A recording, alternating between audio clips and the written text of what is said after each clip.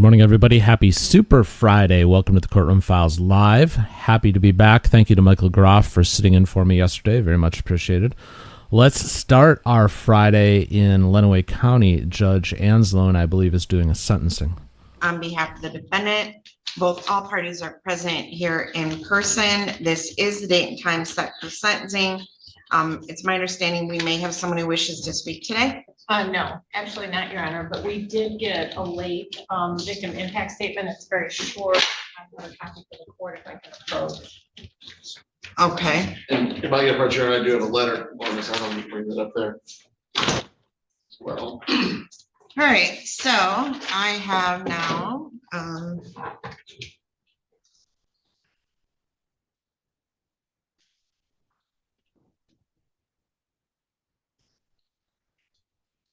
okay. Now let me look.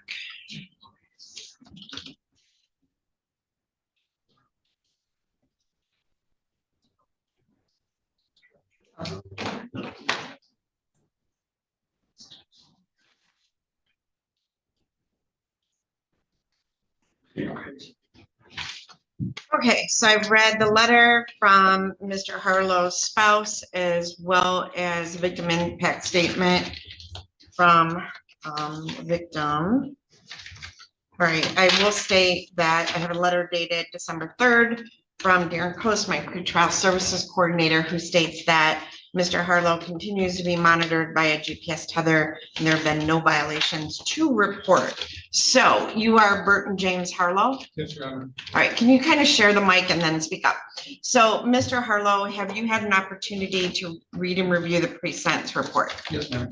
Have you had an opportunity to discuss that with your attorney? Yes, ma'am. Are you satisfied with Mr. Ramsayer as your attorney and the advice that he has given you? I am. All right. Ms. Arnold, do you wish to explain or challenge the accuracy or relevancy of any information in the pre-sentence report? No, I do understand the defense has one challenge, which we do not object to. Just to the body of the report, not the guidelines? Correct, Your Honor. Okay. It was just a simple correction. As far as his U.S. Army service, the end date is reflected as 3/30 of 2011, but my client indicates it's actually June 5th of 2011. Not the biggest issue, but that would be present on page 12. And then I believe it's also present on the basic information, page 1. Okay. Mr. Jones, we can make that change. Yeah, what was the end year? I'm sorry. The end year is still 2011. It's just a June 5th as opposed to March 30th. Okay. For discharge date. All right. I show no prior convictions, whether juvenile, adult, or misdemeanor felony, correct? That's correct. All right. The probation department in this case has, I'm gonna go through the guidelines here on criminal sexual conduct 4th degree, computed the minimum sentencing guidelines to be 0 to 17 months. And that applies for 4 of them. And then on the child sexually abusive material possession, the guidelines were computed to be 2 to 17 months. Do you agree with that computation guidelines, Ms. Arnold? I do. And Mr. Ramsayer? We do, Your Honor. All right. Ms. Arnold, is there anything you want to say on behalf of people? There is, Your Honor. We had information from the pre-sentence investigation report. I've also had a chance to read Mr. Harlow's wife's letter. Her name is Andrea Harlow. In that letter, she refers to him as a devoted father, a compassionate husband, and someone who served the military with loyalty, courage, and service to his country. It's hard to comprehend how someone who didn't have a difficult life, didn't have life circumstances that appear to have, motivated him to act in an inappropriate way, how he wouldn't fully understand the implications of the act that he did here, which to me makes it all the more heinous. He was employed by the school and was working in the school and was helping the victim, who is a special education student, with her homework as a school employee and someone who would have had authority over her. In that circumstance, he sexually assaulted her at school, not one time, but multiple times with offenses involving penetration. Given those circumstances, the reason for the sentence agreement in this file of 1 year in jail was based in large part on the wishes of the victim. I don't know if she has the maturity to fully understand the implications here, but we did want to honor her wishes. That's the only reason for the sentence recommendation here. I think what he did is terrible, but we would ask the court to follow the recommendations. And of course, the guidelines were a straddle cell as well, Correct. because he has no prior record. Mr. Ramsey, is there anything you'd like to say on behalf of your client? Just briefly, that I've gotten to know my clients. Your Honor, this is a terrible situation no matter what happens, right? There's a young lady who's present here today who's been victimized. My client recognizes that, and although she's now over 18 and very much capable of understanding and making her statement that she doesn't want him to go to jail for as long as necessarily we've agreed to. At the same time, my client does and has been understanding of his role in this situation. He's supported by his wife. There was a rough spot in the marriage, there's no doubt, but outside of that, he has worked very diligently ever since to avoid anything else happening. He obviously lost his job. He was able to get another job and continue to support his family. He's been residing with his mother outside of the marital home as part of his bond conditions away from his children. He has missed them immensely, and although he has visited them as allowed, it has been a stress on their family. This is going to be a terrible situation for his family as he does serve a period of incarceration. Our thanks to the prosecutor for at least allowing us time for him to save up money so that the family will hopefully be able to survive this period without him there working. But once he's released from jail, that's not the end of anything, because he has to register as a sex offender, which is going to limit his future job prospects. I would note that his history, this is a surprise issue because there is no criminal contact prior to this. He was somebody who served in the Army. Even after serving in the Army, he went on to take contracts and go back overseas so that he could support his family, providing support to U.S. military operations. He is somebody who has seen himself as a patriot and somebody who has worked very hard to take care of himself, to start a family, to take care of that family. I know that he has been remorseful ever since we've talked to him about what he has not only put Cheyenne through, but his entire family through. It's been a very difficult situation as he has come to realize what he has allowed himself to become after all of the good things that he started off with, after all of the responsibilities that he has to come up short in this situation. And I know that he's going to have a lot of time to think about that and his actions. And even after, again, after he's done with this, he's not going to be a danger to the public because this was a one-time, one-off event. There's no doubt that what happened was incorrect and inappropriate. That being said, this is not something that has continued on through his life. He is not somebody who's out victimizing children. He has been compliant with bond. That's going to continue going forward. His registry on the sex offender registration is going to be a protection of the public. But I still know that my client is going to go forward and be the husband, the protector, and the provider for his family that he can be going forward. And my hope is that in every way he can reform himself and be productive in society, he will take that upon himself. And everything that I've seen from him to this date and know about him and from his family indicate that he will be that man after he comes out. All right. Sir, is there anything you'd like to say on your own behalf? Briefly, Your Honor, if I may.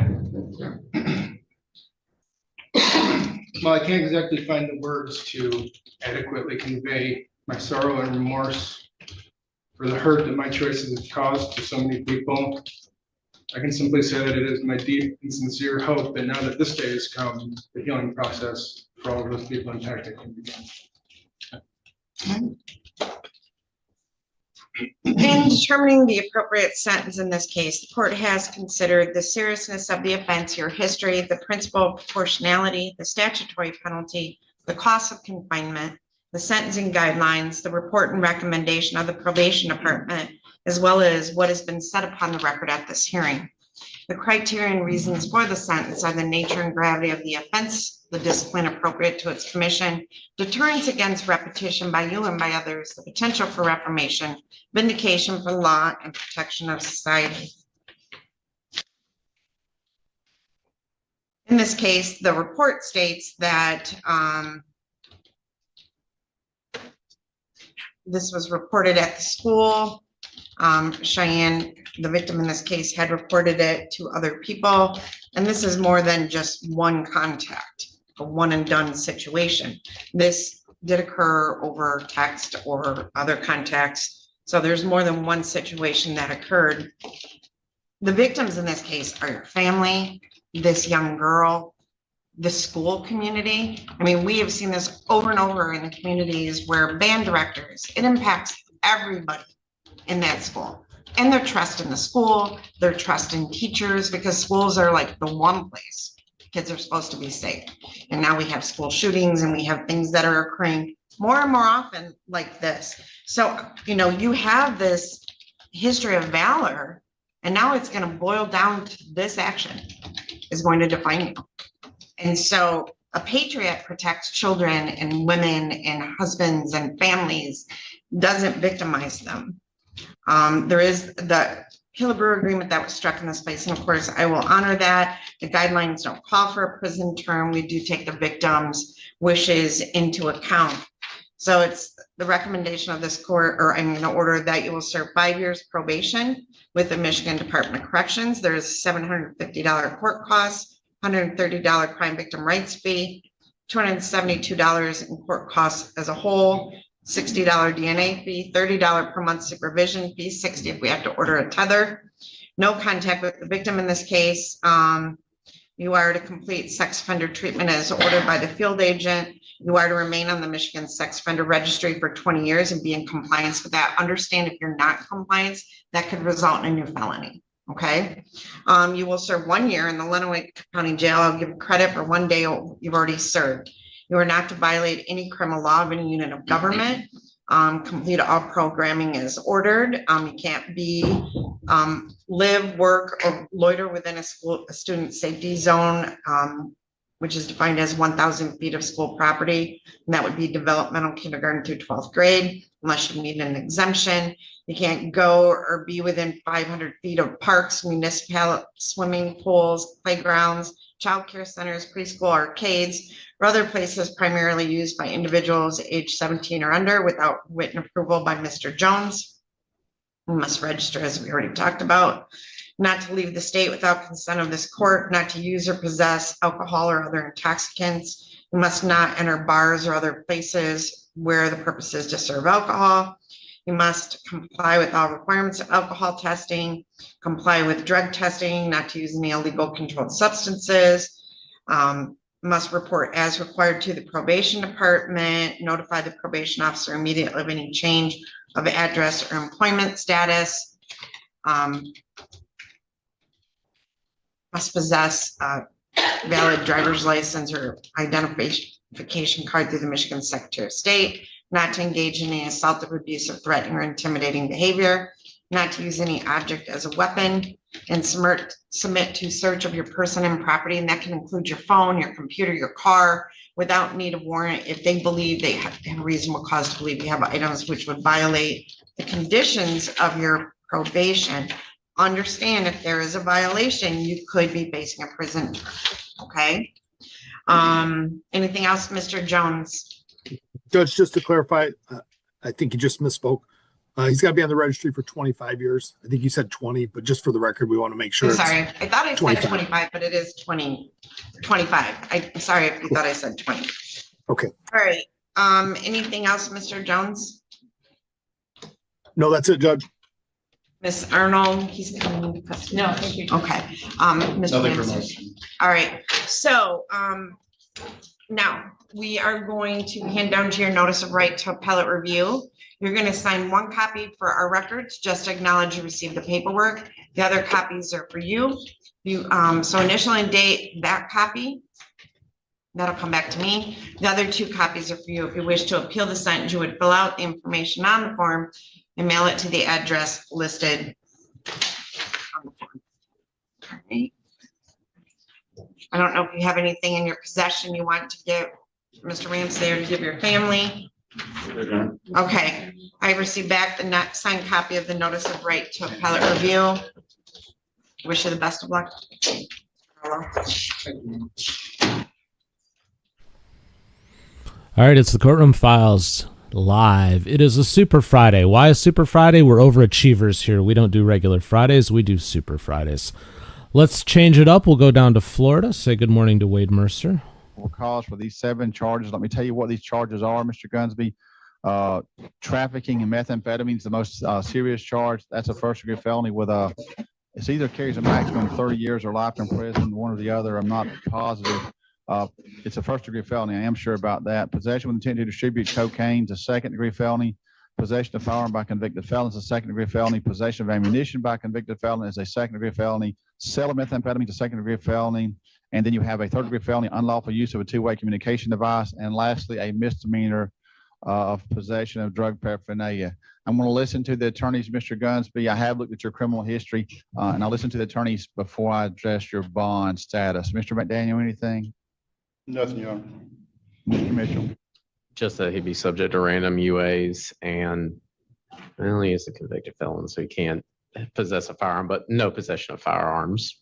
Mr. Gunsby, I'm going to set your trafficking meth bond at $50,000. The second-degree felonies will be $25,000 each. So, Corporal, that would be the possession with intent to distribute cocaine, possession of firearm by convicted felon, and possession of ammunition by convicted felon, $25,000 each. The sale of methamphetamine also is a second-degree. No, actually, that's a second-degree felony, so that'd be $25,000.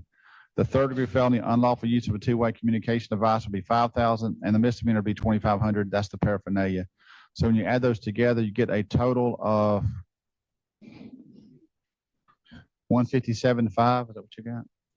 $157,500. You do have a condition of random urinalysis, Mr. Gunsby, from starting today. Mr. Gunsby, I know that's a high bond, but you've got some very serious charges. You've also got some criminal history there. I think you may have been in prison, I think twice.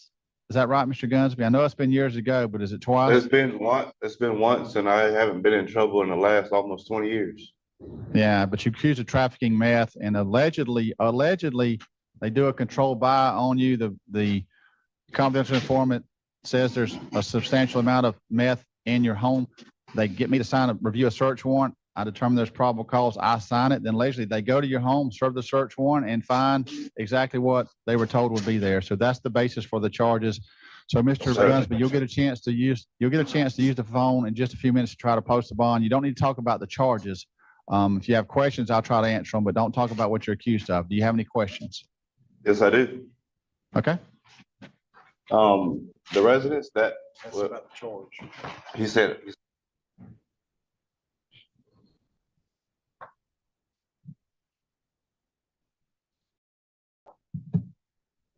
I'm also going to ask the jail to give you a notice for your court date. That would be January 6th at 8:30.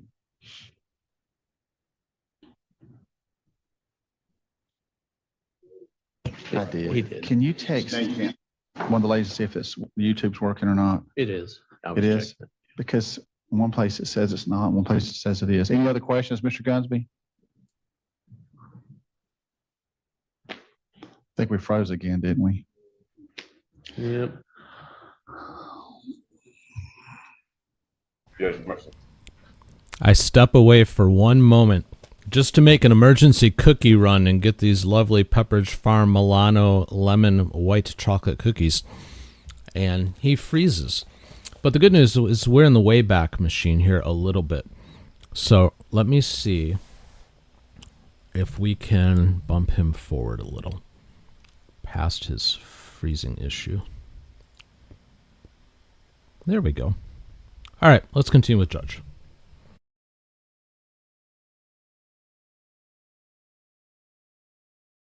Yes, sir. Yes. Great. Mr. Gore, you're here because you have an out-of-county warrant out of Calhoun County. Mr. Gore, I took a look at that warrant this morning. It appears to have a cash bond of $803.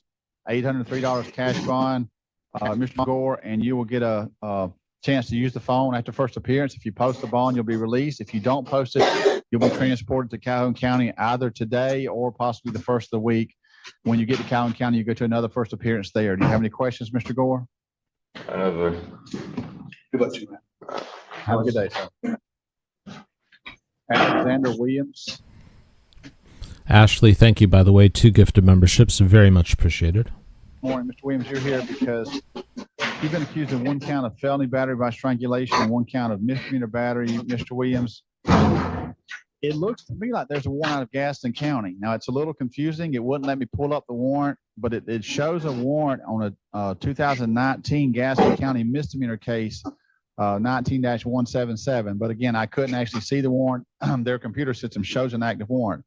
So I'm going to tell you there may or may not be an active warrant. I'm going to ask the jail to try to verify that after first appearance. So be aware of that, and they'll let you know what Gaston County tells them after first appearance. But in the Jackson County case, I think you're entitled to a bond as far as I can tell. Let me see if the attorneys have any additional information before I address that. Mr. McDaniel? No, Your Honor. Mr. Mitchell? Nothing for the state, Your Honor. So, Mr. Williams, in the Jackson County felony battery by strangulation, your bond's going to be $5,000. The misdemeanor bond will be $2,500. Your total bond is $7,500 cash or surety. That means you can go through a bondsman if you wish. That's what a surety bond is. Mr. Williams, you do have a condition of no contact with the alleged victim, and you will get to use the phone shortly. But Mr. Williams, I'm going to ask them to try to find out from Gaston County if there's a warrant or not before you use the phone. That way you'll know that, and your family will know that, whether there's 2 bonds out there or just the Jackson County one. I'm also going to ask the jail to give you a notice for your court date in Jackson County on this felony charge, which is January 6th at 8:30. Do you have any questions, Mr. Williams? No, sir. Have a good day, sir. Okay. Michaela Scott. Ms. Scott, good morning. Ms. Scott, you're here for first appearance, ma'am. You've been accused of 1 count of reckless driving. Ms. Scott, there is probable cause for the charge. I'm going to appoint the public defender's office to represent you. I'm going to ask that you listen to Mr. McDaniel, your attorney. Your Honor, I've talked with Ms. Scott. She's going to plead no contest. The charge is listed. Understanding she'll be placed on probation for 6 months. Be a $483 fine. She'll take a driver improvement class while she's on probation. And withhold adjudication. She has signed her plea waiver form waiving right to a jury trial and call witnesses. 6 months probation. How much was the court costs and fines, Mr. McDaniel? 483.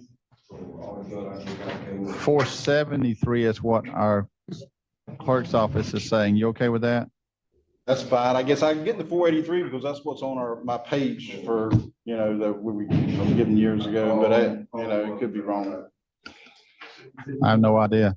We don't see this charge that often. Usually if we have a reckless, it's with alcohol, but this is without alcohol. So Mr. Mitchell, is that agreeable with the state? It is, Your Honor. Ms. Scott, did you hear that agreement? Yes, sir. I know you've got an issue in Holmes County, and you'll deal with that issue at a later date. We don't really know. It's just a little confusing. You're on a PTI over there for some kind of driving offense, but it's there's no conditional release. There's no probation as far as I can tell. It looks like just a regular PTI. So you're probably going to have to go to court over there, and we'll see what they do, whatever y'all work out over there. But in the Jackson County case, is this a plea you would like to enter, ma'am? Yes, sir. Ms. Scott, I'm going to accept your plea of no contest to the charge of reckless driving and withhold adjudication of guilt, ma'am. Sentence you to 6 months probation. Court costs and fines of $473, ma'am. Possible early termination and probation, which means you may be able to get off in 3 months if you get everything done successfully. Mr. Mitchell, I may not have asked you, is this agreeable with the state? It is, Your Honor. Thank you. So, Ms. Scott, what's going to happen, ma'am, is next is they're going to let you use the phone. Then they're going to let you get dressed in your regular clothes, and then they're going to bring you to the courthouse to meet with the probation officer. You'll meet with one of our probation officers, ma'am, and then you'll be free to go. If you do call friends or family, tell them that you can be picked up in roughly 30 to 45 minutes at the Jackson County Courthouse. Ms. Scott, do you have any questions? No, sir. All right. Thank you, ma'am. Have a good day. All right, thank you. Yes, ma'am. And then we have the add-on case, and that was Mr. Harry Cole.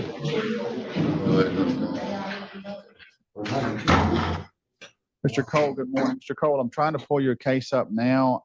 You weren't on the list, but my understanding, all I've been told is that your family has been calling and asking the clerk's office what's going on because the weekend judge wanted your case reviewed today. So we're just trying to do what the weekend judge asked to do. Mr. McDaniel. The weekend judge told me that. Okay. He's not asking you a question. Mr. McDaniel, Mr. Cole, give us just a second, Mr. Cole. We're going to try to figure out. I can watch the video. It may be quicker to see what the jail knows or Mr. McDaniel. You know anything about it, Mr. McDaniel? Yeah, Your Honor, it's a child support issue, $1,200 and $1,000 purge on 2 cases. Bay County's on the way to get him. I would have thought they'd have got him by now, but when did they say they're coming? And I don't have a date, so. Don't have a date. That's what the thing, they told me I'd be released today if they didn't get here by today. That's what the No, judge no told one me. told me Yeah. The judge told me that. We backdated it for Friday. That's not it. Okay. Okay, so I've never seen Judge Goodman do that, tell you you'll be released. I can watch the video. But Please, if I sir. watch the video and he didn't tell you that, I'm probably going to increase the purge. I don't know if I can do that since it's actually I can do that. I don't know He if I did would. say, So you're saying Judge Good, let me make sure I understand, Mr. Cole, listen to me, look at me. You're saying Judge Goodman told you if they didn't pick you up by today, Friday, you would get out of jail. Is that what you're saying? yes, can I tell you the exact words he told the officer that's standing right here with me? He said that I want to backdate Mr. Cole's case for Friday, that if they don't come and get him by Friday, he's to be released. All right. That's the So, exact words that came out of the judge's mouth. Corporal or Sergeant, either of you have any notes that show what the judge actually said? They wrote just a little circle thing on my paperwork for Friday. I'm talking to them, Mr. Cole. Mr. Cole, I need you to be quiet. I'm talking to the officer now. Corporal or Sergeant, do y'all have any notes that show what the judge said? They wrote on the first appearance sheet, must be picked up by 12-5 per Goodman. Okay, so let's watch the video. Give me a second and we'll try to find it. It wasn't labeled earlier like they normally are. So I couldn't find your video, but now that I see your physical appearance, I may be able to find you on the video quicker. Judge, are you all right with me coming up there so I can hear it? My hearing. You'll be able to hear it fine, but you can come up here if you wish. It's you'll be able to hear it fine once I find it. What date was that, Dawn? It was November the 30th. Sunday. So it had to be Holmes County because that's where all the first appearances were from. So let's see. Get to the part where they're doing Jackson County, maybe.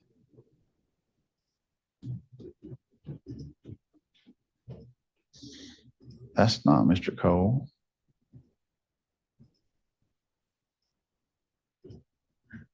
Still not Mr. Cole. There he is. They have them labeled now, thankfully. Okay, that makes it easier.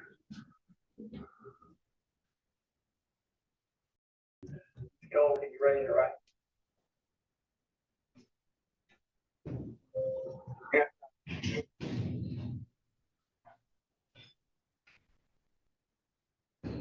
Yes, Judge.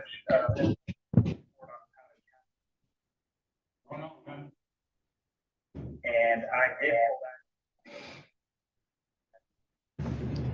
case number Is that the very end of the video? order contempt or at the bottom. And I show that amount of 1,000. Mr. Green, go ahead.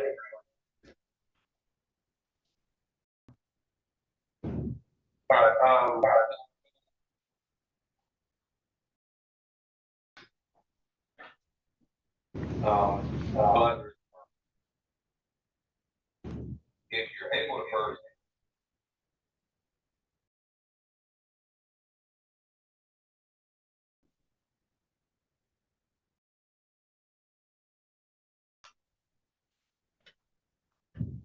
You're saying.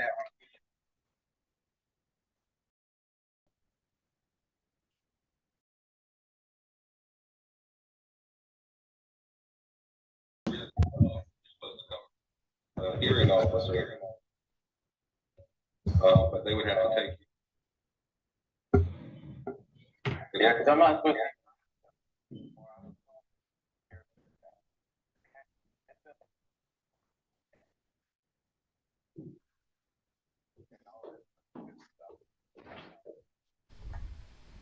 So for anybody who's just tuning in, what's happening right now is Wade Mercer is playing back a recording of a previous hearing in front of a different judge. This defendant is claiming that he was told if he wasn't picked up by another county by today, he would be released. So they're looking to see if that's really what happened.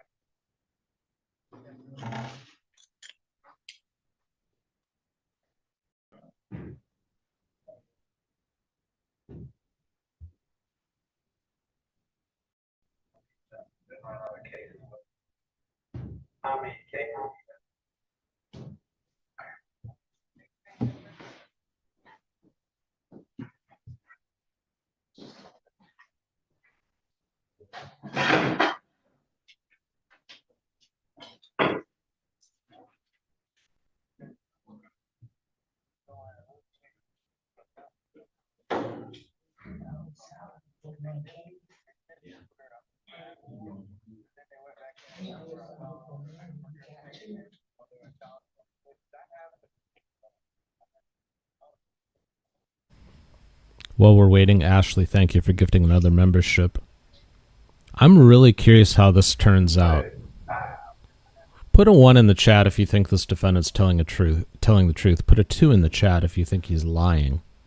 I'm really curious. 1 if he's telling the truth, 2 if he's lying, and let's find out who's right.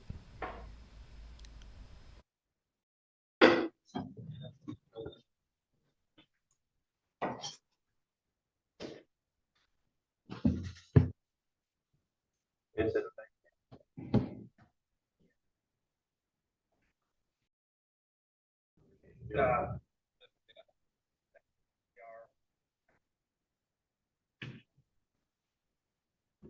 you seen the actual?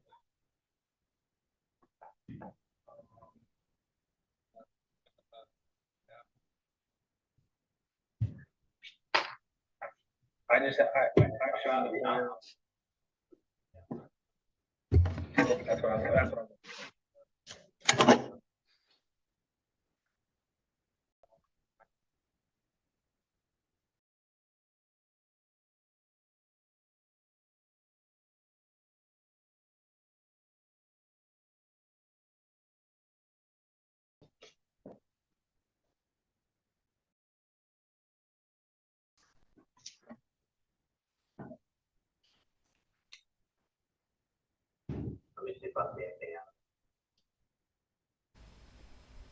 Okay, the chat is unanimous. Everybody thinks this guy's telling the truth.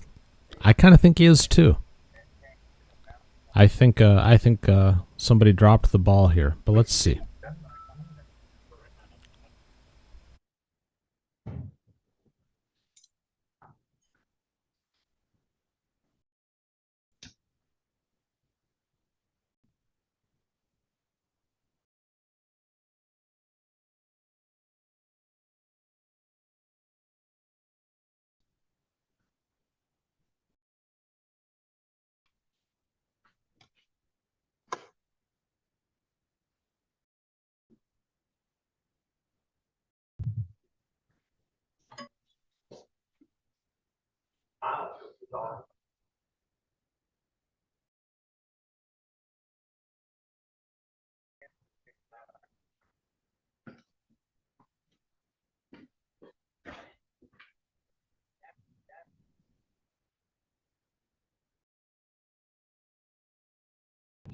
you're telling me.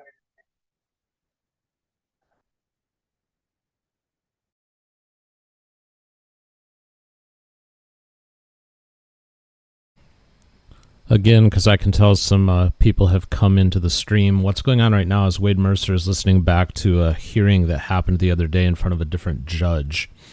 And the defendant is claiming that if he wasn't picked up by today from, I believe it was Bay County, that he was promised he would be released. And he's holding true to that statement, and judge is reviewing the video of that hearing right now to see if that's what really happened. There was some notes apparently that indicated that probably was the case. It looks like right now he's trying to confirm. We are a little bit in the Wayback Machine here, and he just muted himself. So let me see if I can bump us forward a little bit.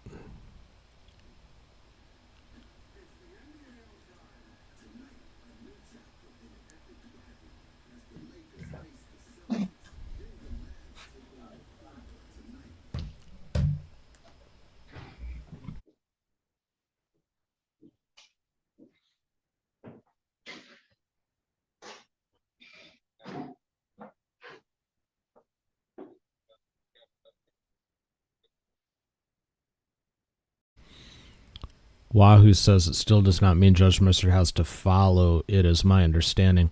Yeah, I think it'd be a little bit open to interpretation, too, if the judge said, like, if you're not picked up by Friday. What do you mean by Friday? Does that mean by the end of business Friday?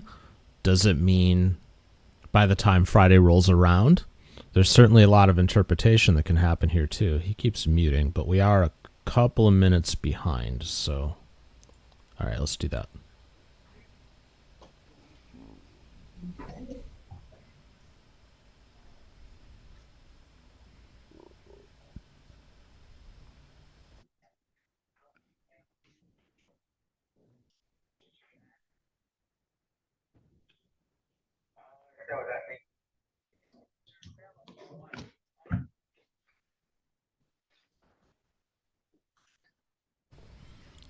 I will say this as he continues to work through it. Tell me in the chat another judge who would take this much time to figure this out. Maybe Middleton? But who would have the patience for this? Middleton's the first one that comes to mind. I know people that wouldn't. Boyd wouldn't. McNally wouldn't. Oakley most certainly would not.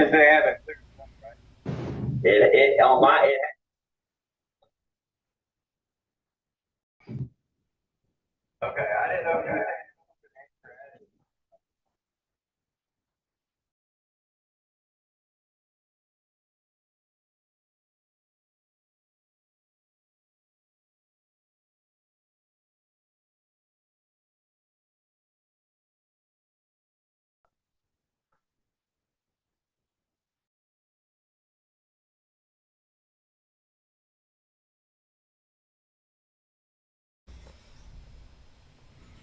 Okay. Ashley says Simpson would. Michael says Fleischer would. Yeah, I can't confirm on Fleischer anymore, though, because we can't see him. Who knows what he's changed into? Wouldn't it be interesting, though, if he started streaming again and he was like a completely different person? Goodman said if Bay County doesn't. Okay, here we go. But we did finish listening to the first appearance video, and what Judge Goodman said is if Bay County doesn't come get him by next Friday, he needs to be released. So what you're saying is essentially accurate. That's what Judge Goodman said. So my question is, Sergeant, what is your you don't have a time frame from Bay. I think you already said that, correct? Right. They've been notified, but I have not gotten a confirmed pickup date. What time does day? Well, the pickup date's today, or it's going to be released. What time is the day shift in today at our jail? Our what time? normal day shift ends at 6. 6 p.m. Yes, sir. I thought y'all got off your administrative shift. I might be saying the wrong thing. The administrative shift. Okay. Administrative shift is 2. To have time to process him out, then if Bay County hasn't picked him up by 1:00 p.m., he can be released per Judge Goodman's order. So just call Bay County after first appearance, let them know that's what Judge Goodman did, and that's it may be Judge Goodman. I don't know whose case it is. It's not my case. It's a Bay County case, but we're going to follow what the judge told Mr. Cole and his family. Mr. McDaniel, anything? Judge, Mr. Cole said they were going to come pay it, but they didn't want to pay it because he was going to get released today. But he also has another purge, another case that was not first appeared on, 11908 in Bay County.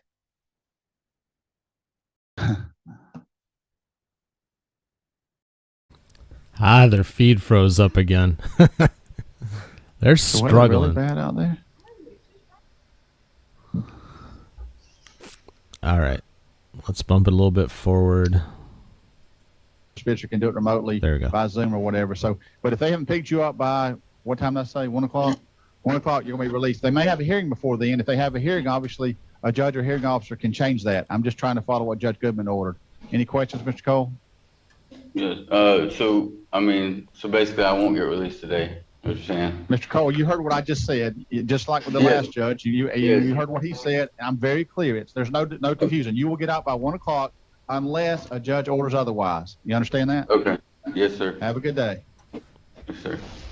Mr. McDaniel, anything else on the first appearance list? No. All right, that finishes up Wade Mercer. Interesting how all of that worked out. Also struggling with tech over there today. His feed from the jail kept freezing. But, yeah, it's kind of a middle ground interpretation they ended up with, isn't it? He's giving it like through like lunchtime for him to be picked up? Because again, what does by mean in this case? If you're not picked up by Friday, does it mean close of business Friday? What does it mean? So he kind of went the middle ground, I suppose. All right, let's switch it up. Let's go to Texas. We'll say good morning to Judge Stevens. Let me, he may know, but I want the data from the, $200 okay. with drug tax, with GPS and hooking. Oh. Right now the bond is $200,000. The defendant is charged with a second-degree felony of aggravated assault with a deadly weapon. He's been in jail 26 months. Oh, there's a motion to revoke probation. Pending. That's not even on. No, this is okay. What's You're on a probation. I got a motion to revoke probation in 20-34712. What's that? You're on probation. What's that in there? I think we handled that first, and now he's on trial, set for trial in February on the new What case. happened in that? You went to state. You got revoked. How much time did you get? 12 by state jail. Oh. 12 by state jail. 1 state jail. Okay, so that's a conviction. So he's not eligible for probation in No. front of jury. No, he's not. And he's. What other have to be conviction? burned here. What other criminal history?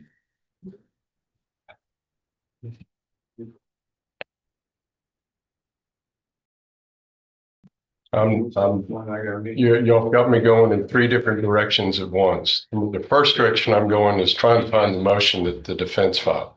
The second direction I'm going is trying to tell you the answer about the motion to revoke probation. I've got the motion to revoke probation. Well, I was checking to see, Judge, if the underlying reason for his revocation was this offense, because Mr. Chopin is one of those approximate 10 defendants that were involved in the gas station beat down at the Shell station that you have seen the video multiple times. He is one of the 3 remaining that is set for trial.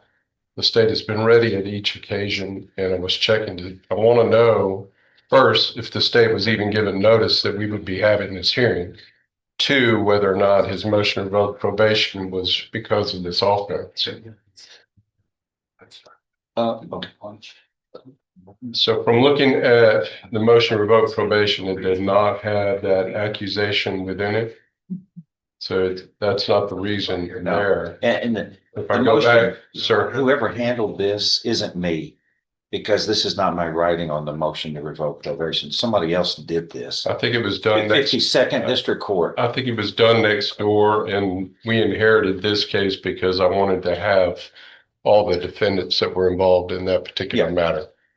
So this motion is in the file. It's not pending as a pending event, but the result of the motion is that defendant was probation was revoked. He was found guilty and sentenced and finally convicted of burglary of a building. That's a felony, which means you are ineligible. I don't see where the defense notified us of this particular hearing, Judge.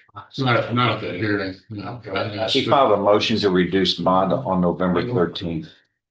And I ordered it, and then I ordered a hearing on it.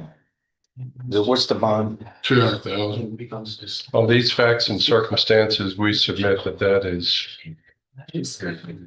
the least that is required to ensure that Jefferson County remains safe. This, as I said, the safety of the community is really important on this particular matter.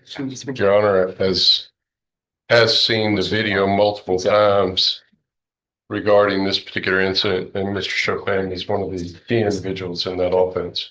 I'm going to correct your motion to reduce a bond because it's inaccurate. I'm sorry. You stated that it's in other words, excessive and oppressive, and that because of its present amount of 250,000 to 50,000 is what you're asking, but the bond is 200. 200, Correct. not a quarter of a million. It's, so that will be noted. Go ahead. What do you want to add? All right, It's your motion. Go. just that he's been in jail 26 months pending a resolution of the case. Let's understand the court's position with the trial docket, but Mr. Chopin's family is anxious to have him home for the holidays, and we're ready for trial. And it would be perhaps more expeditious for trial to occur if he were on bond. He would be in a position to transfer it to another court for disposition. If he were on bond, they didn't know. He's not a flight risk. He's a lifelong resident. He's limited. I appreciate Mr. Ham's concern for the community on this case.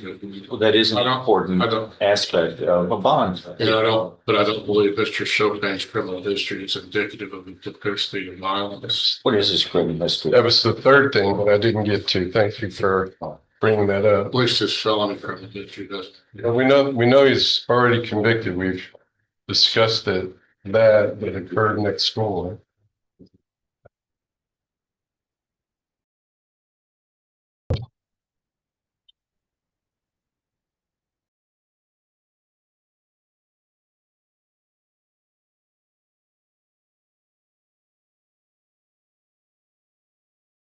Judge was convicted in January 2021 for the offense of unlawfully carrying a weapon. Where? Here in Jefferson County. No, I'm sorry. What court? Is it County Court Law number 2.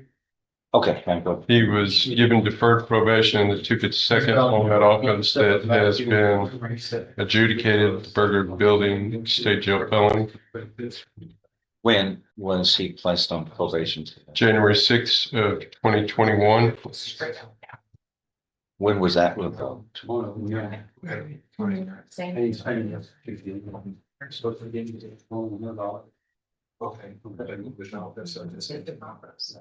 Yes.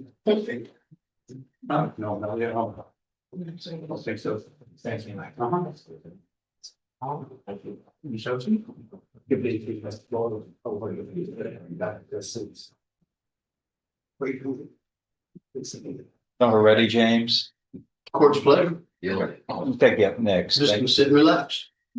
Enjoy. Revocation was on June 22nd, 2022. This offense was alleged to have occurred on October 1st of 2023.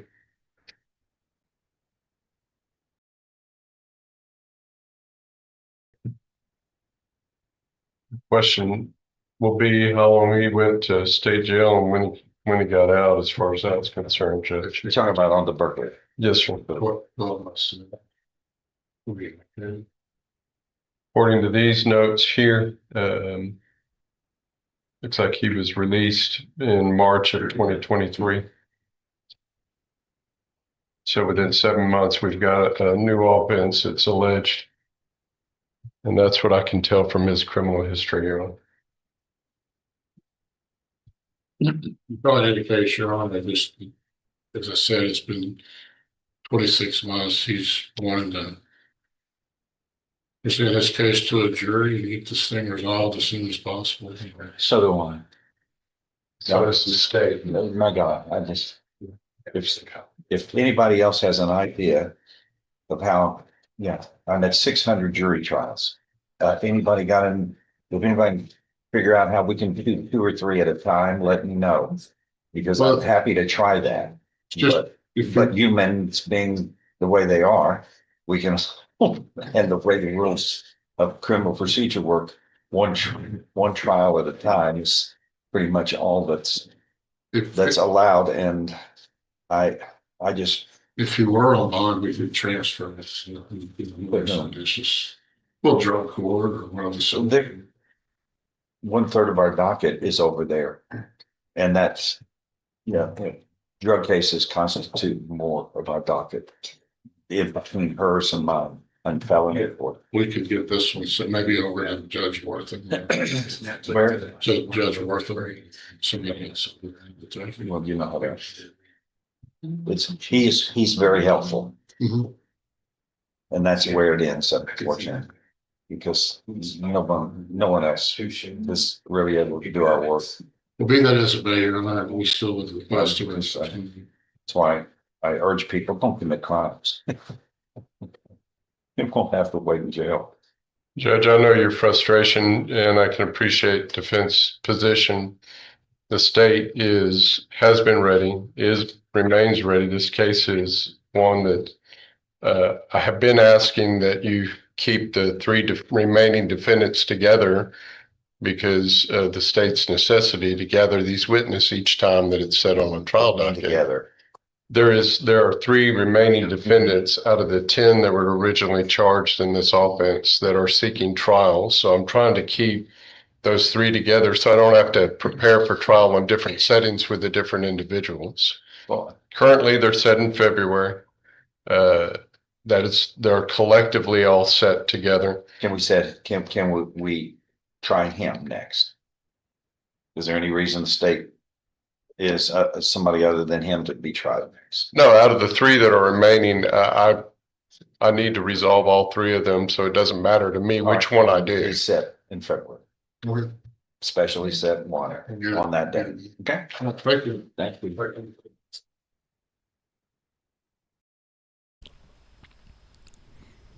Okie dokie, it's the Courtroom Files Live. It is Friday, a super Friday. Lots of hot court action out there today. Let's go to Judge Boyd. Say good morning to her. Mr. Esquivel, just give me a moment to pull up your case in Odyssey.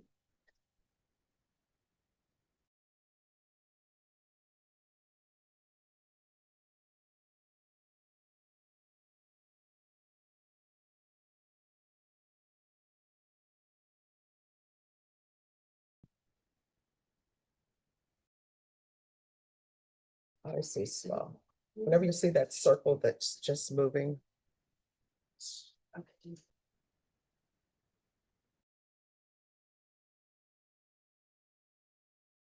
But hallelujah, I'm finally over the cough and everything that I had.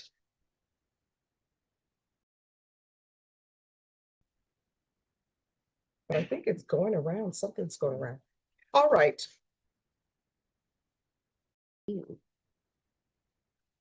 All right, so before we start, I see that the bond forfeiture was in October. You might want to check with the clerks and make sure that an ISI hasn't been put in the system, because if it has, I can't reinstate. So, Adriana? Yes, ma'am, when I printed anything like that on the dirt.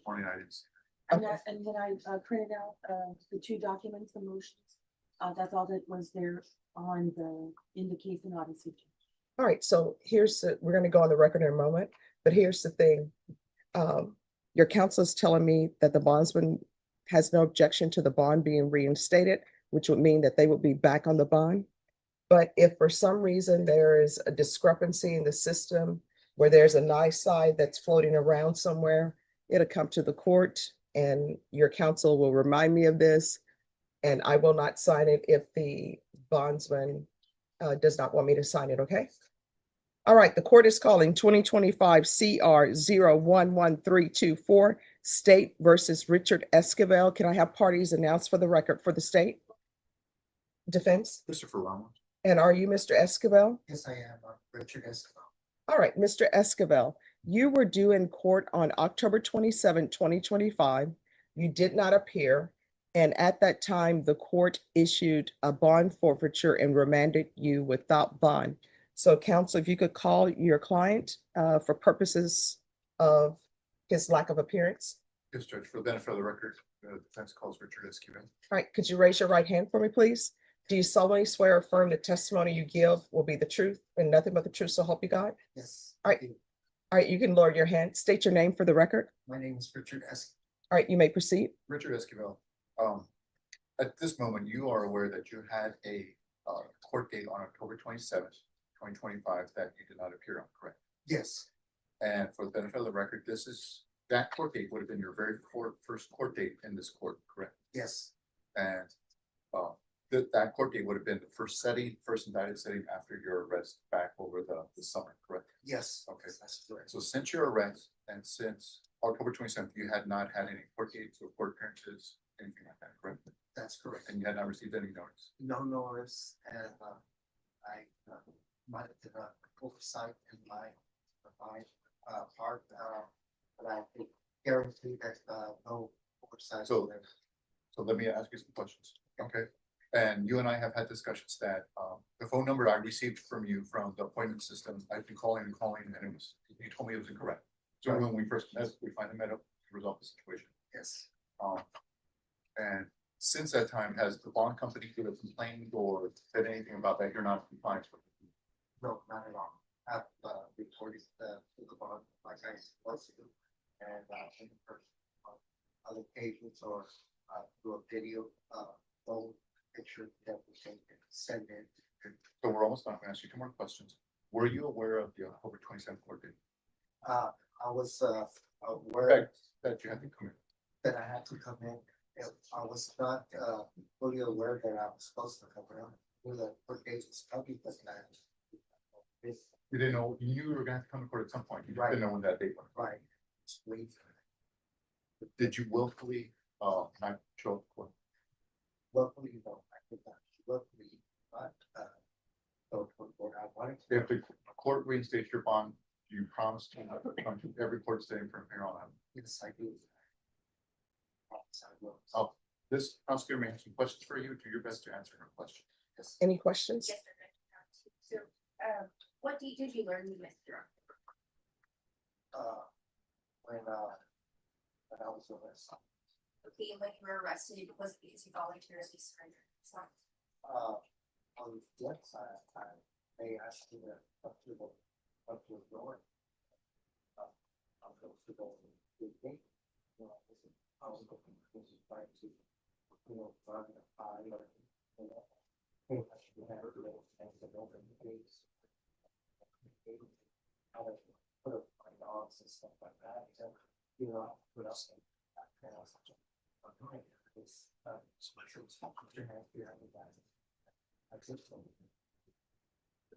Right, thank you. No further questions.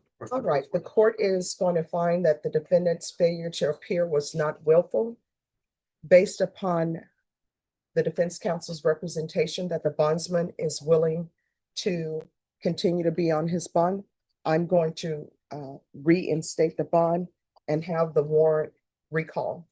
For the benefit of the record, I just spoke to Adriana. She's described as the legal specialist according with AA Best Bonds, and she indicated that, she stated they were going to remain on the bond so long as his family reported by the end of the day to pay a reinstatement fee. All right, so what I'm telling you is I'm reinstating your bond because your bondsman wants your bond to be reinstated. Your contractual obligations with the bonds person, that's between you and the bonds person. Now, usually if you don't follow through on your contractual obligations with the bonds person, they will send to the court what's called an affidavit to surrender surety, which means they're going to want to be off your bond. They're supposed to notify your counsel that they want to get off the bond. And then that document will come to me. And normally in this court, what ends up happens when I have affidavits to surrender surety. Sometimes I know things get crossed in emails, things get crossed in faxes. So I usually have an email sent out to the defense attorneys or have defense attorneys called and saying, the bondsman wants off your client's bond. You understand? Yes. So, yes.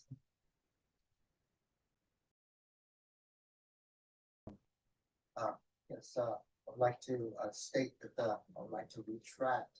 I had submitted a board to have my consultation, but I want to retract that because I was not clear as to what was occurring, and now I really there, and I want to debate with the council that. All right, and then what I will tell you is that sometimes, because I've been a defense attorney, you'll have a client who gets arrested. They don't understand why they're being arrested, and their knee-jerk response is usually, my attorney didn't do something. But normally, that's usually not the case. So from here on out, stop with the, do a clear head and go through steps to figure out logically what should be done. You understand? Yes. All right. Is there anything else? No, Judge. All right. So what we're going to do is we're going to give you a reset. State, where are we on discovery with this case?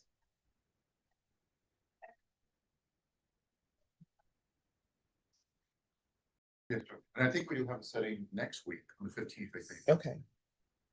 And we can, that's correct. If we can just keep that setting. All right. And make sure that you, if you're able to tender an offer today.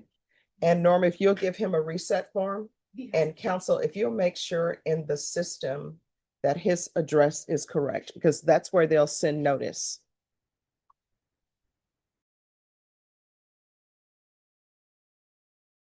All right. Is there anything else? No, Judge. Thank you.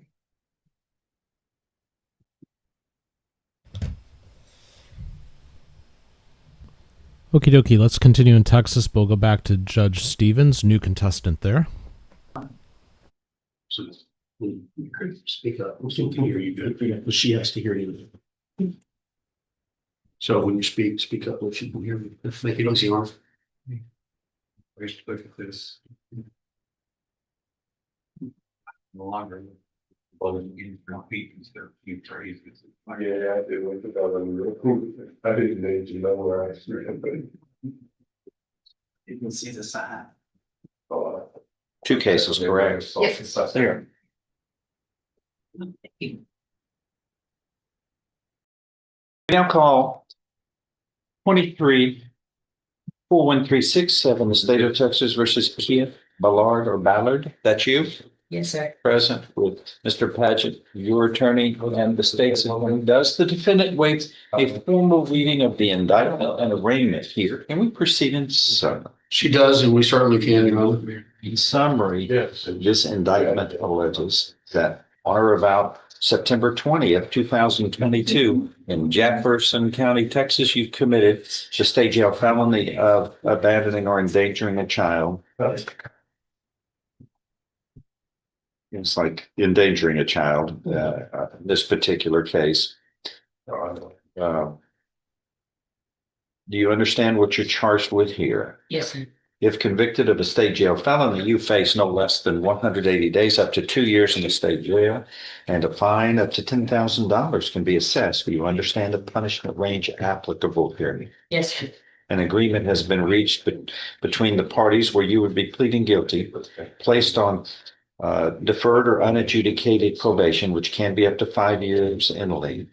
$250 is going to be a fine. There will be terms and conditions of probation, which are normal and customary for the circumstances of this offense. It looks like another case, I guess that's a misdemeanor. Misdemeanor, bugger, same transaction, Your Honor. Is that your understanding of the agreement? Yes, sir. If I follow this agreement, you have no right of appeal of your case. Do you understand? Yes, sir. How do you plead to this, guilty or not guilty? Guilty. Are you pleading guilty voluntarily? That is on your own free will and because you are guilty? Yes, sir. Show you what's marked as State's Exhibit 1. Did you sign the document voluntarily? Yes, sir. Understand it. Discuss it with your attorney. Are the contents all true and correct? Yes, sir. State's Exhibit 1 is tenderly evidence and without objection admitted. Among other things, this states you are mentally competent to enter your guilty plea. It's freely and voluntarily made. You know what you've been charged with. The indictment's been read to you. You've read it. You are guilty of the crime charge and any lesser included offenses. You were giving up your rights to a jury trial. Yes, sir. And the rights to the appearance, confrontation, cross-examination of witnesses. Totally satisfied with the representation provided by your lawyer. Thank you. All true it states, so help you God. Yes, sir. State's Exhibit 1, part of the record for all purposes. Is pre-sentence report waived here? Yes, Your Honor. I'm going to follow this agreement, if nothing further. And I'll find that you are mentally competent to enter your guilty plea. It is freely and voluntarily made. You understand and appreciate the consequences of pleading guilty, even though there's sufficient evidence supporting your guilty plea from State's Exhibit 1 admitted here. No objection. To find you guilty beyond a reasonable doubt. I am going to follow this agreement, and instead of finding you guilty, you will be placed on deferred or unadjudicated probation, and the finding of guilt will not be applied unless you fail on probation. There will be terms and conditions of probation. The probation officer will go over with you. We're going to place you on probation for 5 years. You do well, it shortens to 1/3 of that. Yes, sir. You hear that? That's 1 2/3. Some of the terms and conditions of probation will be a fine of $250. There will be a parenting class. That's a good program that really all parents, whether they're in problems or in trouble or not, could probably use as a good refresher, so that all the I's are dotted, T's are crossed on ensuring that the child's welfare is in the best interests of the parent. And make sure you follow these. If you fail, your probation could be revoked and you could be found guilty and sentenced up to 2 years in the state jail. And there's very little. The parole isn't even part of the state jail system. So you get good time, but early release is rare. So that's really like 2 years, which is the equivalent of an 8-year sentence in felony courts, because you can get, unless it's a very serious case, you can get paroled in 1/4 of the time generally. So state jail felonies do have, even though they're limited, they still have their severity. But you can avoid all of that by doing the right thing and fixing this mess. How many children do you have? Okay. Who is this? My niece. Your niece. Yes, Okay. Well, you may plan to have children one day. And if you do, this is a good dry run. These are mistakes I'm sure you'll never make, and you'll be a better person for all of this. Please see the probation officer, and good luck. Thank you. See you. See you, pal. And you. Best wishes to your Always wonderful good seeing family. you. Mother-in-law. You do me the honor. Mother-in-law's 97, still living at home by herself. You know, it's Mom's It's a miracle. 93. It's a miracle. My God bless her. And, when I go to see her, who's combing your hair? She's always taking care of me. my mother-in-law's coming with some dirty jokes when we can see. Oh, really? 97? Sharp as a Still in tack. dirty She'll jokes. run one off after another. She just now got to, yes, sweetie, put that over there. I'm coming with you. She just now got to where. So how did My these wife's jokes over begin? there Like, every day. there are two elderly Yeah. people walking down the road No, and blank. she's a hoot. She can bend over and touch her toes. Really? Really. Did she get back up? She showers by herself, does everything. So 97. Well, that's the key is independence as long as possible. And she doesn't want people there. You know, my wife goes over there every day. We're 3 minutes away from her, you know. So my wife cleans her house and, goes over every day, but has to stand outside the bathroom when she's showering because she will not allow any help. My mother walks a lot. She Really? Okay, now that's impressive. every day. That's impressive. And maybe it's 200, 300 yards. That's very good. Really good. A day. And she's been doing that for about 10 years now. And we think she's near Milwaukee. Now.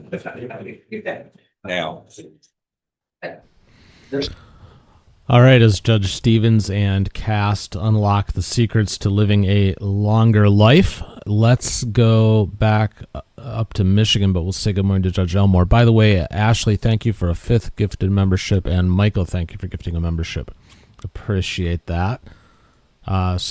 Judge Elmore, let's see what's going on there. We're on the record this morning now for the 28th Circuit Court here in Wexford County. And we're going to begin today's docket call by taking up the case of People of the State of Michigan versus Michael Koschmider. This is file number 23-13729-FH. Appearances from counsel, please. Nick Carnes on behalf of the people. Good morning, Your Honor. Stephen King on behalf of Michael Koschmider, who is seated to my left. All right. Also. Thank you, Your Honor. Jeff Mankiewicz on behalf of Michael Koschmider. Thank you. And also here this morning, Mr. Sean McNally. He's the agent from the Michigan Department of Corrections that is here serving as the probation officer. I'm going to start by describing what we're scheduled for today.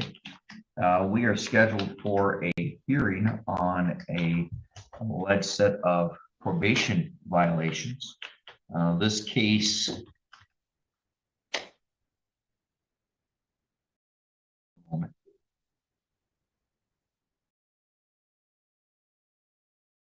And the sentencing date, but I know it was in 2024. Can you call the case number? 23-13729 FH. All right. And looks like the probation violations. Oh, that's right. We did a stipulation to adjourn. So we're actually here today for a hearing. So I know I likely expect what we're going to hear, but do we have any risk? How many attorneys do you guys need today? It's a rhetorical question. All right, but that's okay because it gets really cold here. And the more you guys talk, the more it'll get warm. All right, thank you. Do we have a resolution today, Mr. Carnes, do you believe? Not that I'm aware of. And Mr. King? I am unaware of any resolution, Judge. All right, then the next question is, are we proceeding with a hearing? I don't know. Wait, all right, let's cut through it. I know you guys filed a motion to withdraw and set aside the judgment. We're obviously not here to address that today. That was filed. It looks like we got a copy of it this morning and it was filed yesterday. Of course, that'll have to be set for a hearing, and we have to allow the government the opportunity for me to say, yes, well, I can let you respond. If it's a motion for relief from judgment, then I'll send a note saying, or I can do it right now, Mr. Koschmider has a right to file a motion for relief from judgment. He only has the right to file one unless there's good cause. If I recall correctly, this is the first one. So therefore he can file one, then I'll have to take a look at it and say whether or not I will invite the government to file a response. The answer to that first question will be yes. Next question is, you'll have to set it for an evidentiary hearing. You're going to need, well, I'm not going to tell you who I think you need, but you're going to need multiple witnesses. And the focus on that motion is to declare that the defendant was at the time incompetent to stand trial, not what was told to him before in 2000 and whatever, but was he at the time of the plea incompetent to stand trial? And then the next question will be, was the defense counsel ineffective? Did he provide it? I don't think you guys used that word, you danced around it, but that's okay, that's respectful. But basically the argument, as I understand it, would be that at the time of the taking of the plea, he was incompetent to stand trial, and or related to that, whether or not Mr. Harrison was ineffective at the time. And then in the end, you're probably, to be able to get an evidentiary hearing, going to request me to refer him to the Center for Forensic Psychiatry for such an evaluation. So do we want to resolve the day, or do we want to take evidentiary proofs for this? Wait, is he facing new charges? I don't remember. No, Your Honor. Okay, hold on, let me take a look. I know I did this yesterday, but I don't recall what the allegation was.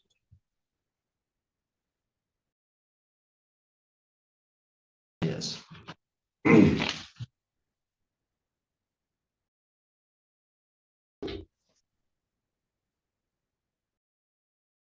that one, is this the same one from like back in June?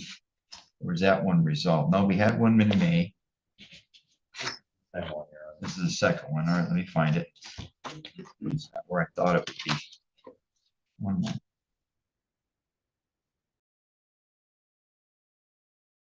What is the basis? What's the allegation, Mr. McNally? Possession of child sexual abuse and abuse. Okay.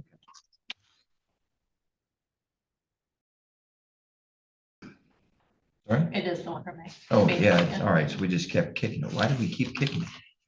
I don't know. Don't care. If I may, Your Honor. Yeah. It had been kicked because there were felony criminal charges related to these specific facts, which have gone through prelim with all evidence presented, and it was kicked. It was dismissed. Okay. All right, so that brings up a good question to the people. Are we proceeding with the probation violation allegations? Yes. Okay. Yes, Your Honor, we are. All right, there's a different level of or burden of proof. It would be by the preponderance of the evidence. Okay, not proof beyond a reasonable doubt. Therefore, that sounds fair, and I'll make my own determination. So now we're back at that question of, do we proceed today with a probation violation hearing, or at least taking the proofs, and then I can withhold my ruling eventually until after I deal with, I'm sorry, not I, we all deal with your most recent motion that I talked about earlier. Okay. Are you ready to, you want to run the proofs, or what would you all, how many witnesses do you need? Who's here to testify? I need 2 witnesses. They're both here to testify. I am prepared to go forward, but I do question whether it's a better use of time and resources to yet again until after this recent motion is settled, and I'll defer to the court on that. I'm prepared to go today, but I also can respect. All right, well, there's another thing that you'll have to think about. I'm waiting for the other side of the room to figure out what I think it is. Are you looking at me just trying? One of the 3. Okay.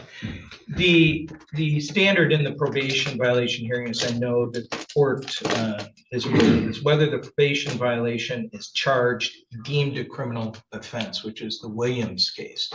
In this matter, we have a prelim. The standards were preponderance and probable cause. All evidence was presented, and the district judge found that there was not a preponderance to deem it a crime, and therefore I'm not sure it's appropriate to go forward, because I'm not sure we have a violation that's deemed a crime. Okay. There we go. That's what I thought you'd probably get to and say. So now the next response, which is why I was asking the first question. Are the people going to continue? Yes, there are. Okay. So now we have an objection to continuation, basically by saying race judicata of sorts. It's already been ruled on. Yeah, right. Same. Yep. So I'm going to adjourn today, which is, although they didn't ask for it, I assume that's what they want to ask for. And therefore, because I don't have anything that necessarily, I know you guys are telling me this, but I don't, was there a transcript done of the prelim? Yes. Oh, there was. Yes. Did I get a copy? There was a copy of Judge Wiggins' ruling dismissing it that is attached. Oh, okay. And I have another copy for the court if the court wants. Oh, hold on.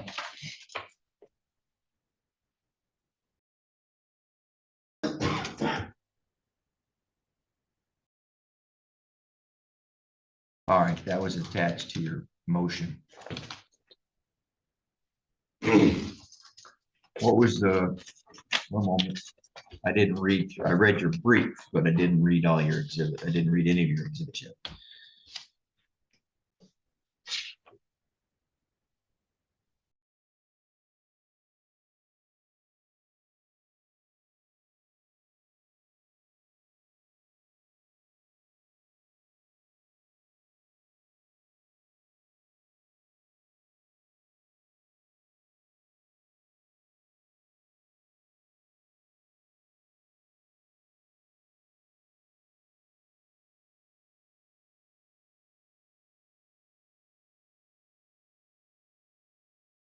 Okay.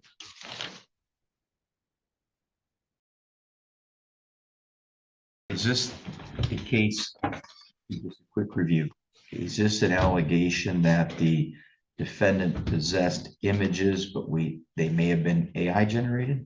No. Okay. For some reason, I remember Mr. Wiggins, Judge Wiggins and I talking about changing the law. We actually spoke to our senator, suggesting some changes regarding child sex abusive images. Our statutes don't actually apply unless it's an actual human being, even if it's AI generated, by the way. So I didn't know if this was that kind of case that spurred he and I to talk. Okay. So what was the reasoning again that he found that there was a lack of proof, Mr. King? Thank you. The judge specifically found that while there were 2 cache files on a device, there was absolutely no evidence that Mr. Kushmiter went out and searched for it, that he took any action to download it, And the evidence did show, and he found that Mr. Kushmeyer did not have the ability to view it on that device. Okay. So it failed all nexus to Mr. Kushmeyer. Mr. Carnes, how are the people going to overcome that finding? Or sorry, overcome that, well, yeah, that finding, that issue. Your Honor, the people's position that this was defendant's phone. It was in his possession. It was used to access these materials, which were found in cache files on a phone that he possessed. I think the evidence is certainly strong enough for a probation violation. I don't have an entirety of, 1 second, of the preliminary examination. So we can do one of two things. I guess we could take some testimony. We could, one of three things, take testimony. I can be given a copy of the transcript, which, because the rules of evidence don't apply at a probation hearing, I can just consider the transcripts if that's going to be the basis of your testimony. It is, Your Honor. Okay. I think that would be the most efficient. That's the most efficient use of our time.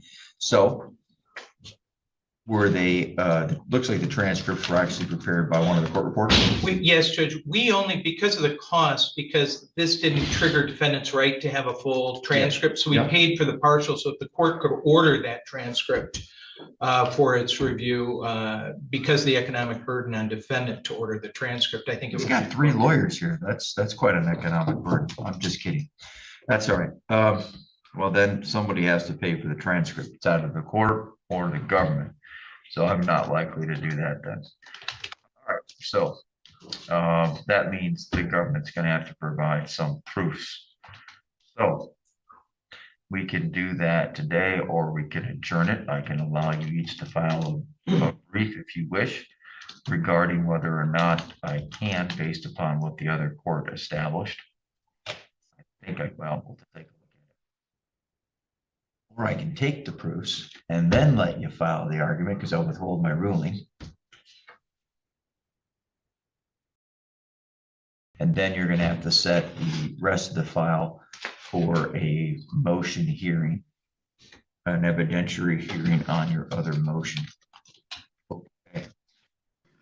And somewhere in there, which I didn't say it out, I know I mentioned something. I'm going to have to get a request from the defense to have the defendant examined for a forensic exam. We'll get to that in just a second. All right, Mr. Carnes, how many witnesses do you anticipate? 2, Your Honor. 2? See them here. So is that just measurement? It's just these 2 gentlemen, Your Honor. Honestly, I would ask for an adjournment at this point. I can ask Ms. Carey about the ordering transcripts. I do think that is the most efficient way to deal with this. Sounds great. I think that's fair. I like the legal arguments. So we will court grants an adjournment. I find good cause. The good cause is to address the issue raised by Mr. King, knowing now about what Judge Wiggins did at the preliminary examination. Well, I will have it when I have it reset. Between now and then, I invite the parties to file a brief regarding whether or not the court and whether or not the people can proceed based upon the finding from the district court. At the same time, we'll see if we can get a transcript made. If not, we can have it also set for a further evidentiary hearing. Next, so therefore, yeah, I don't think I've had Mr. Van Etmel. How is Mr. Koschmeyer? Yeah, since you're the only one here, really, how's he doing on bond or probation right now? He has been reporting as instructed about issue. So He's the been court, making his payments. good. So the court also continues any PR bond that was previously set by this court since he's being compliant. The next thing is, I suggest, do I need to have him? I'm sorry. Does the defense wish to have him sent for an examination? Yes, we do. All right.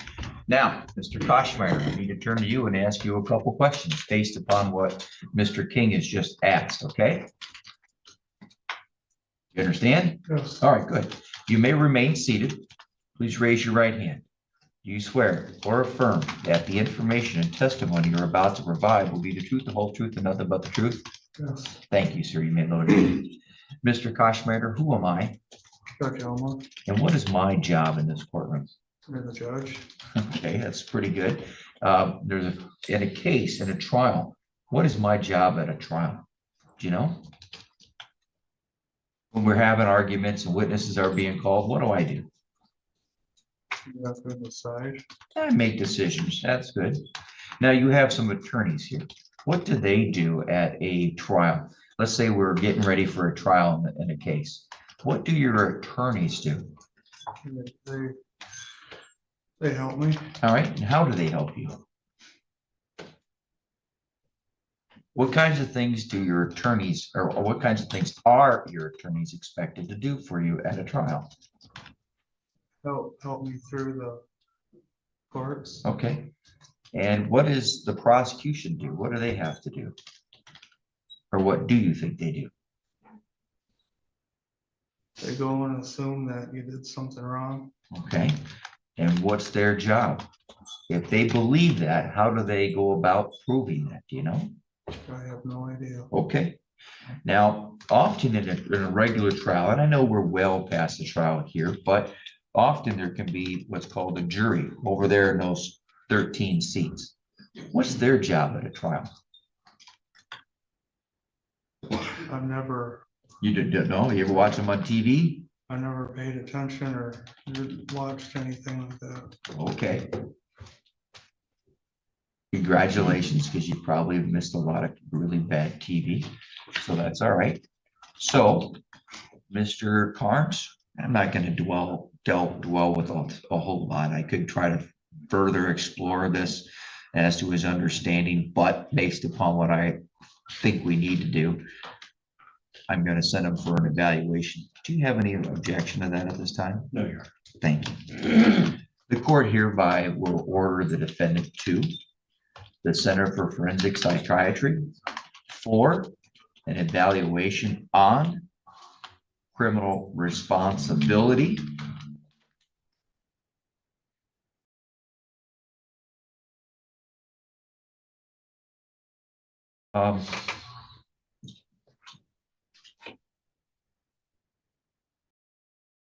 Do you want the other evaluation as well?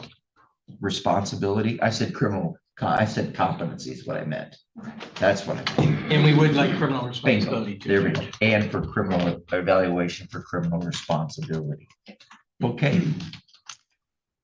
Now, Mr. Koschmeyer, and of course your counsel will tell you, and I assume that your family in the back, I remember them from before.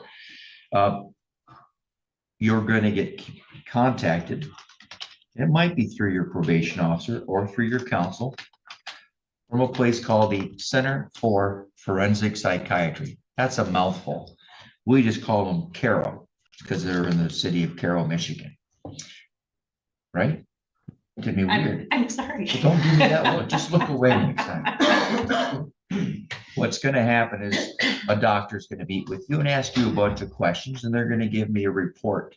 Now, because you are not in pre-trial custody or post-trial conviction custody or anything else like that, I'm not going to put you in custody. You're on your bond, but I just want you to anticipate. And for your family, they're going to set up a meeting, and someone's going to have to take them over to Carroll for the evaluation unless they're able to come up here. Sometimes they come to other facilities to do them. Okay?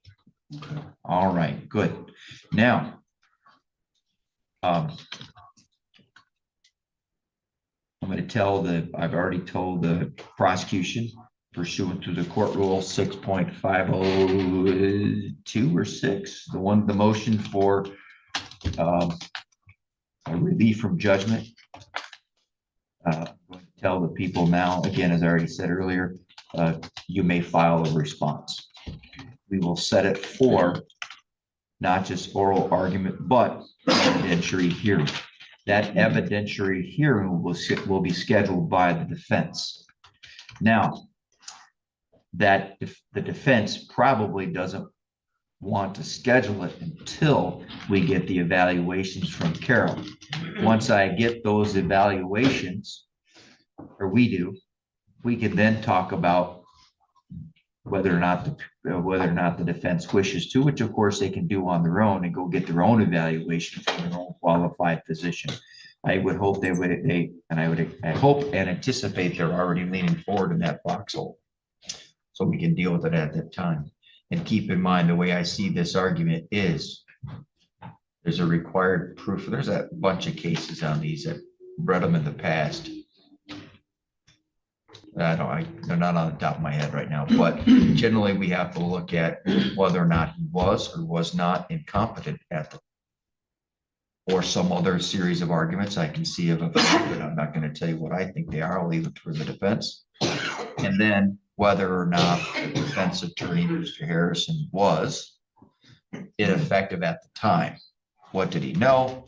And of course, we all know the requirements from Strickland and so forth. And so we'll have to hear from Mr. Harrison, I anticipate. All right. Anything else from the defense? Nothing this morning, Your Honor. All right, great. Thank you. So, Matt, of course, do you have any questions? No. All right, great. Thank you. Anything further from the people? The timeline for that response, is that going to be found in the court rules, or would the court like to set something? I'll tell you what, I'm going to give you a timeline. But I don't remember. There are some timelines that apply if it's before the application is run, time for filing an application for leave to appeal. I'm just going to tell you, I think 2 weeks is probably sufficient. All right. Okay. And that, well, yes. We'll set it out. I'm just going to tell you, have it within 2 weeks, just because I'm thinking about the holidays, so forth. And that motion again, well, you got, actually, I realized I didn't tell you, you didn't ask me which brief. So the first set of briefs, which are regarding how we're going to proceed on the probation violation, I'd like those in 2 weeks. Okay. Then I'll give you a third week to file your response brief, motion for a relief from judgment, which is how I'm treating it. Then I anticipate it's going to take at least until sometime in the middle of January for the evaluations. They are always behind. Not saying anything negative about that Department of Health and Human Services, but they are often running behind. So I think that's pretty fair. Okay. If anybody needs any other further requests, so we find out or the defense finds out, Judge Carroll called and they can't get them until February. If we need to adjust those deadlines and give some extra time for briefing, I'm more than willing to do so. With that being an excused justification, you can even put it in a stipulation. But make sure you include that information so I have a reason for good cause. All right, one more time. Anything else, sir? No, Your Honor. Thank you. Mr. Van Amel, any questions? Yeah, just as part of his bond, he was ordered not to have devices that can access the internet. Are we continuing that as well? Yes, bond conditions continue, which is also could be a term or condition of his probation, I would imagine, but I don't remember what we said before. Now, in that, yeah, I'll leave it at that. All right. Anything else, Mr. King? Nothing else, Your Honor. All right. Mr. Koschmider, hope you have a decent holiday to you and your family.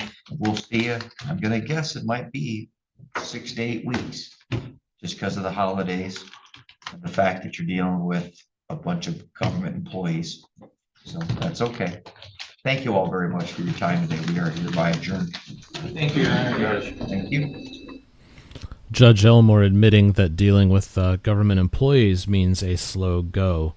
Thank you for pointing out what we all already know. Let's head back to Texas and Judge Boyd. Gage Guerra, could I have parties announced for the record? Trey Maurer from Chicago.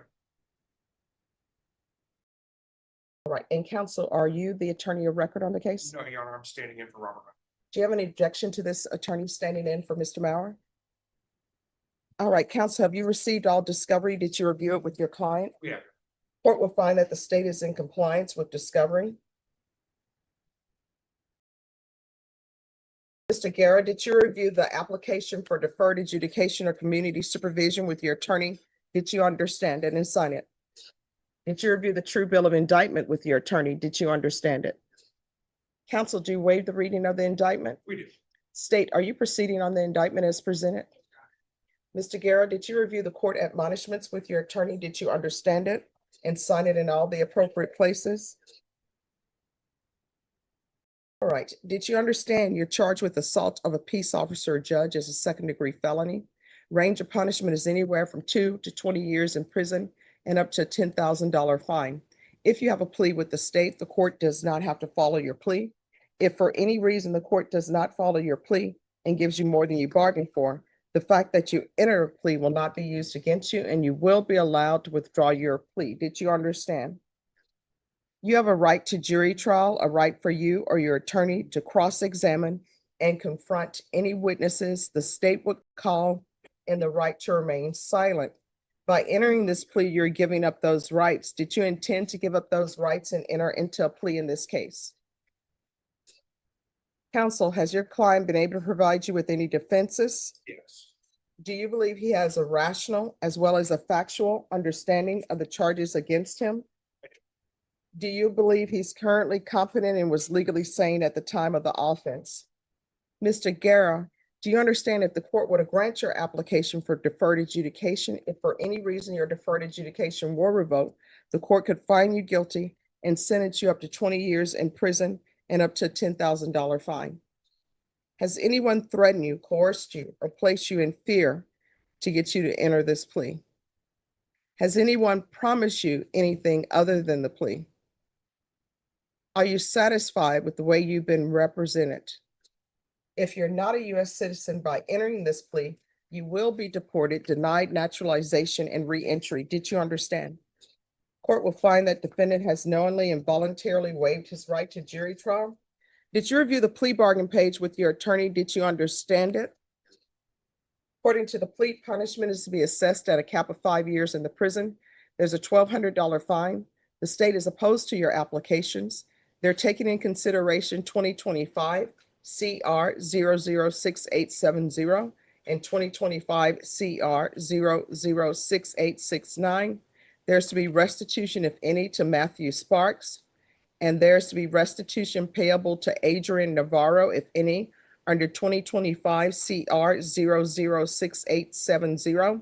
Restitution, if any, to Kevin Ramos, RAMOZ, if any, in cause number 2025 CR 006869. Did you understand that to be the plea? Defense, is that the plea? It is. State, is that the plea? Did you review the waiver of appeal paragraph with your attorney? Did you understand it and sign it in both places? By signing that, you're waiving your right to appeal. The only items that can be appealed are written pretrial motions that have been filed, heard, and ruled upon by the court. Did you understand? Counsel, have there been any such motions? Then to the offenses charged, how do you plead? Guilty, not guilty, or no contest?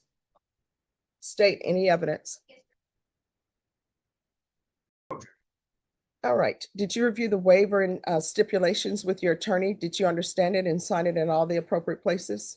Again, did you understand you have a right to jury trial, a right for you or your attorney to cross-examine and confront any witnesses the state would call, in the right to remain silent?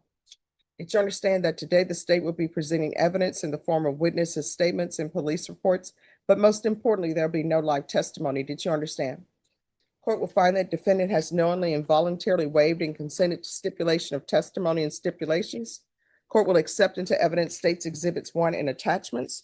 Court has reviewed the same. The court will find there is sufficient evidence to find you guilty. The court will defer finding of guilt as you apply for deferred adjudication. Are you requesting a PSI? We are. I need a date for PSI and TAP.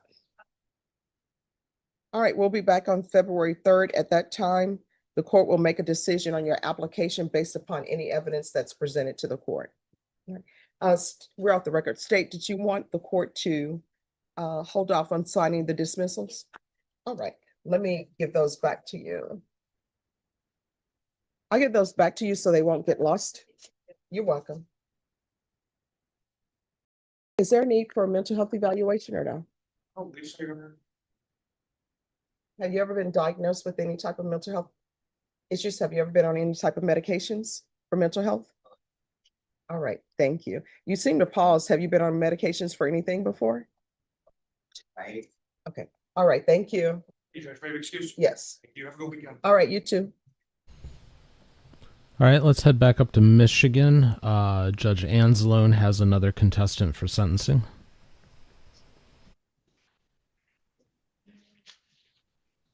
Miss Adams, if you want to call the jail and have my pickups ready as well. Mr. Adams. Judge, that's a FOC. I don't know if they brought you the paperwork. Okay, I didn't know how many I had. Did All they bring right. it in there or no? Say it again. Did they bring the paperwork in there? I know sometimes they do. No. No, I don't see it anywhere. All right, so do you need another minute, Mr. Fry? I'm fine. If you do. Okay. Back in the jail. Okay, so this is in the matter of the people of the state of Michigan versus Lewis Alfred Adams. File number 24 dash, we have two files, so 24-22011FH, and then file number 24-22012FH. I have Brian Fry appearing on behalf of Mr. Adams. I don't think I have a prosecutor here on this file. This is a date and time set for sentencing in this matter. So Mr. Adams, have you had a chance to read and review the pre-sentence report? Yes. All right, so kind of step up to the microphone and make sure you speak loud enough so you've gotten to read it. Yes. All right, and you've had an opportunity to discuss that with Mr. Fry. Yes, briefly. Do you need more time to discuss it with Mr. Fry? No, ma'am. Okay, are you satisfied with Mr. Fry as your attorney and the advice that he's given you? Yes. All right, Mr. Fry, do you wish to explain or challenge the accuracy or relevancy of any information in the pre-sentence report? No, Your Honor. Does the pre-sentence report disclose any prior convictions in which there exists any known constitutional defect? I show he has 11 prior felonies and 4 prior misdemeanors. Is that correct? That is my understanding, Your Honor. Okay. Probation department has computed the minimum sentencing guidelines on file number 24-22012FH on the larceny from a person to be 38 to 76 months. Do you agree with that computation of guidelines? Yes, Your Honor.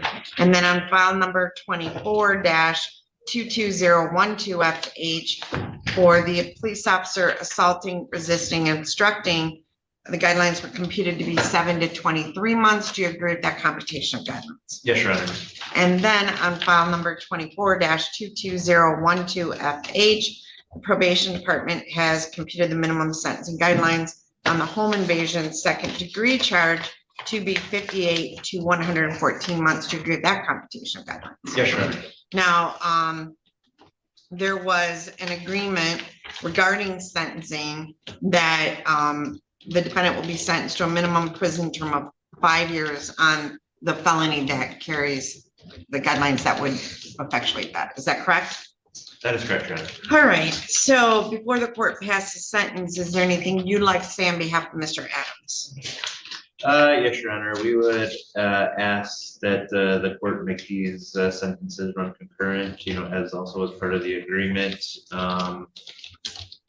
This plea agreement, puts the minimum incarceration term kind of at the bottom of the guidelines, and we think that's appropriate. This was an agreement that was reached through negotiation with the prosecutor's office. Mr. Adams has spent, quite a bit of his life in prison, unfortunately, and he did come back here, and he had issues with income and money and housing and drugs, and he has some mental health issues. I know he was screened for recovery court, but I think his mental health issues prevented that option for him.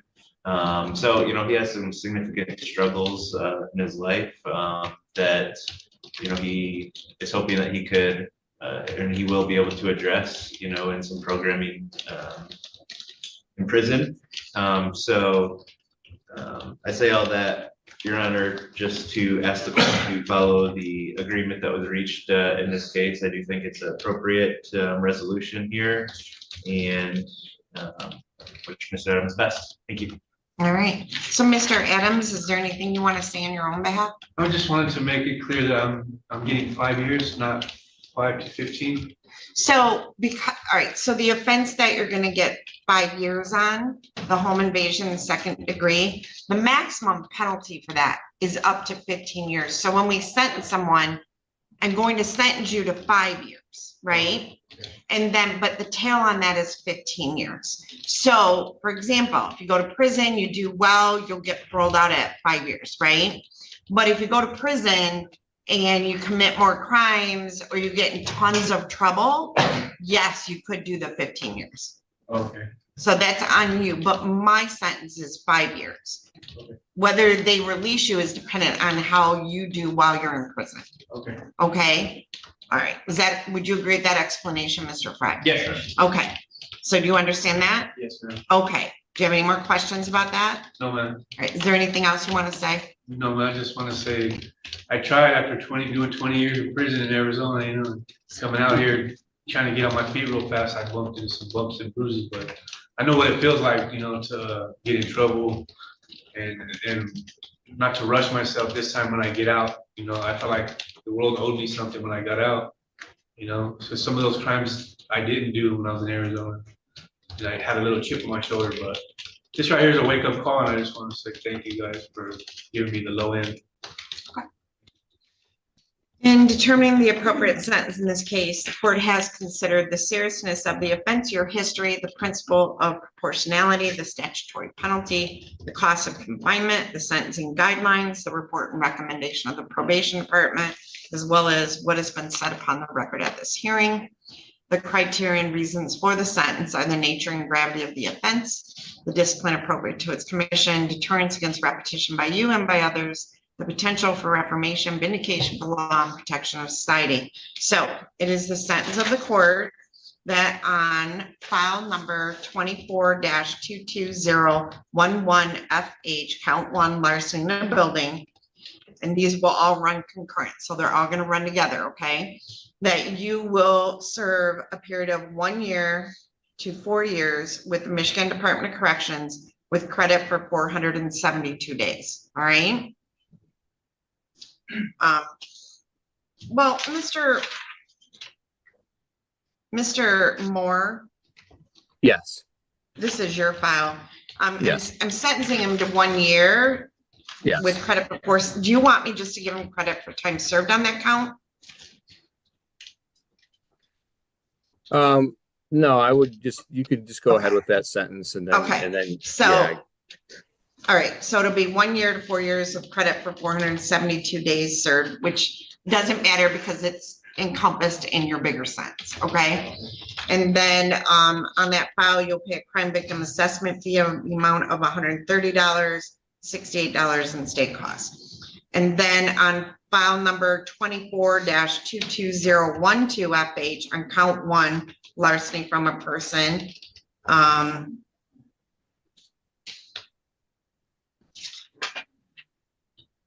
So, okay, and that's a 10-year felony? Yes, that's Okay. count 2, I believe. Okay, so that carries a maximum penalty of up to 10 years. So it's sentence of the court that you will serve a period of 5 years to 10 years with the Michigan Department of Corrections with credit for 456 days. There's a crime victim assessment fee in the amount of $130 and $68 in state costs. On count 2, police officer assaulting, resisting, obstructing, it's sentence of the court that you will serve a period of 12 months to 24 months with the Michigan Department of Corrections with credit for 456 days served, and there is a $68 state tax.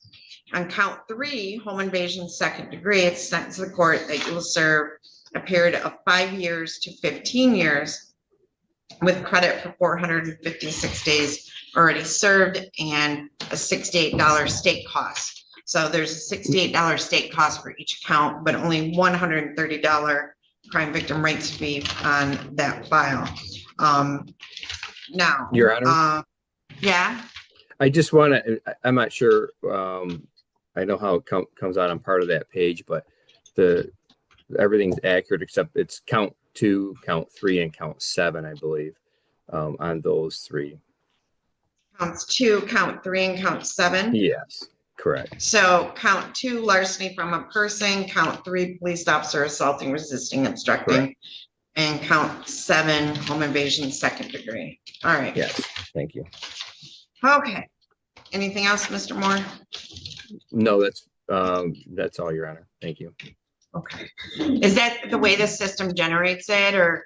Yeah, so down in my recommendation where I on the narrative, and I spelled it out, but for whatever reason on our system it's just listing them in order like that, and I don't have a way to correct that.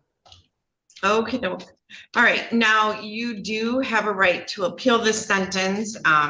My bailiff's going to hand down to your notice of right to appellate review. There's one for each file. So you're going to initial and date one for each file. And then you are going to get the other 2 copies for your records. And if you wish to appeal your sentence, you would fill out the information on the form and mail it to the address listed on the form within 42 days. All right.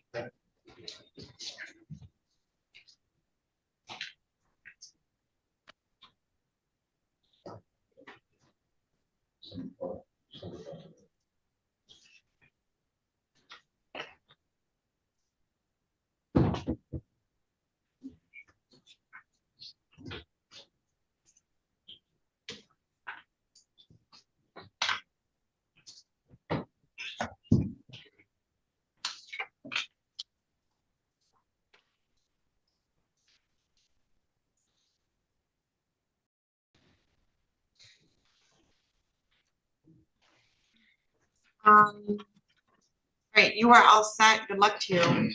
Okay, thank you. Thank you.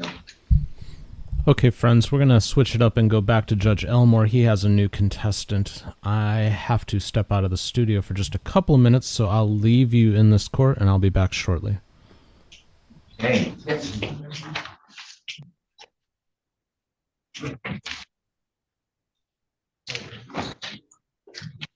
When's the Ginther? No. Oh, okay. They're in charge of setting. Yeah, I'm waiting notice of it. He'll be about. Okay, hold on. This was mine. We'll talk about.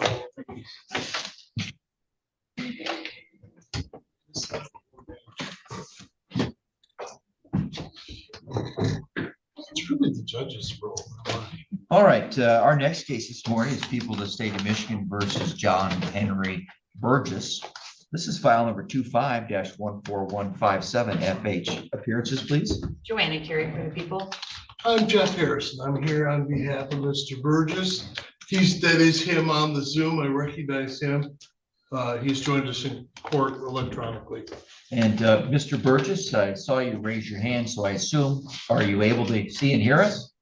I am, sir. Yes, sir. I waved to him, Your Honor. That's probably what he was about. Mr. Burgess, and where are you currently? Is that Osceola County? Oh, no, I'm in prison. Oh, prison, okay. Well, it looks like the Osceola County Jail because they have that light blue paint job in the background. Mr. Burgess, in which facility are you currently located? Richard Hamlin in Ionia. Okay, sir, thank you. All right, so we are here today for at least one purpose that I know of, and a second one people were talking to me about, but I didn't catch it all. Is this the one there was some kind of bond issue? No. No, all right, copy. So now we're just down to one. That's fantastic. We're here today for what's called a pretrial conference, and I see people in the background. Folks, you're here for this file? No. No. Oh, you were smiling. That is Okay. Mr. Bigelow. Disregard. Thank you. Well, we're here today for a pretrial conference.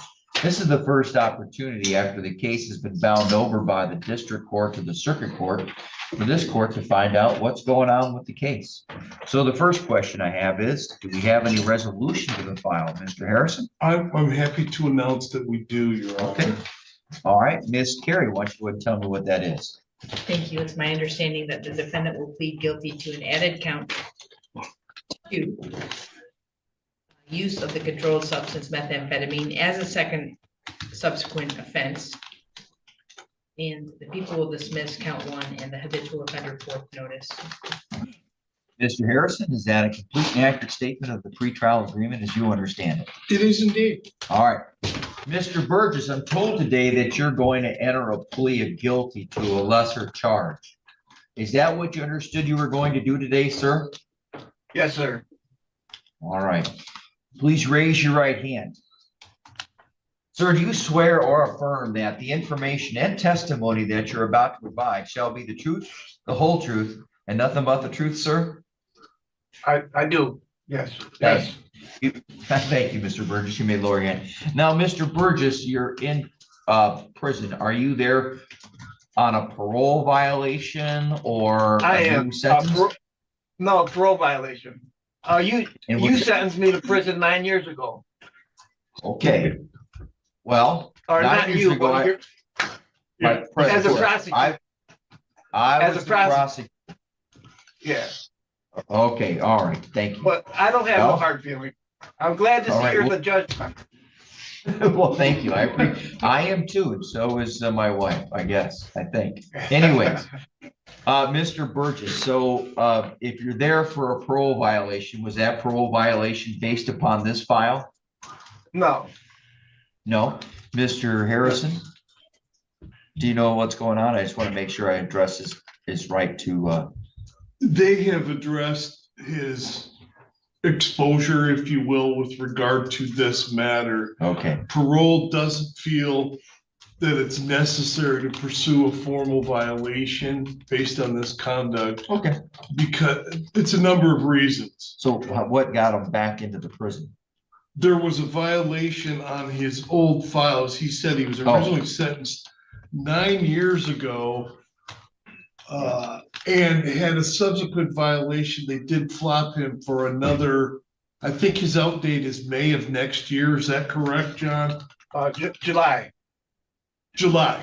So it was just prior to even these charges coming up. All right. So he was in prison when this charge was laid. All right.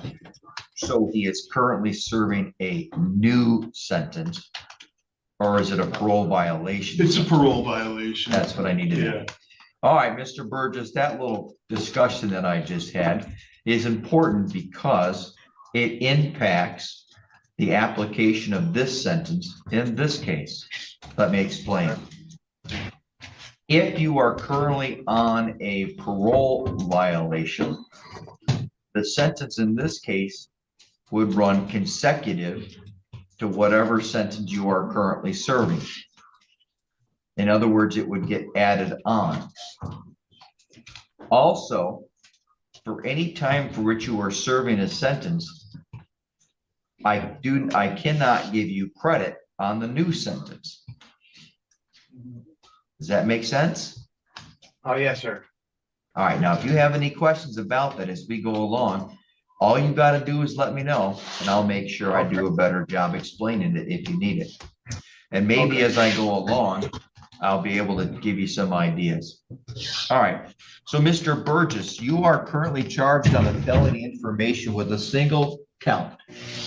That count is possession of the controlled substance methamphetamine. Now that's a felony punishable by up to 10 years and or up to $15,000.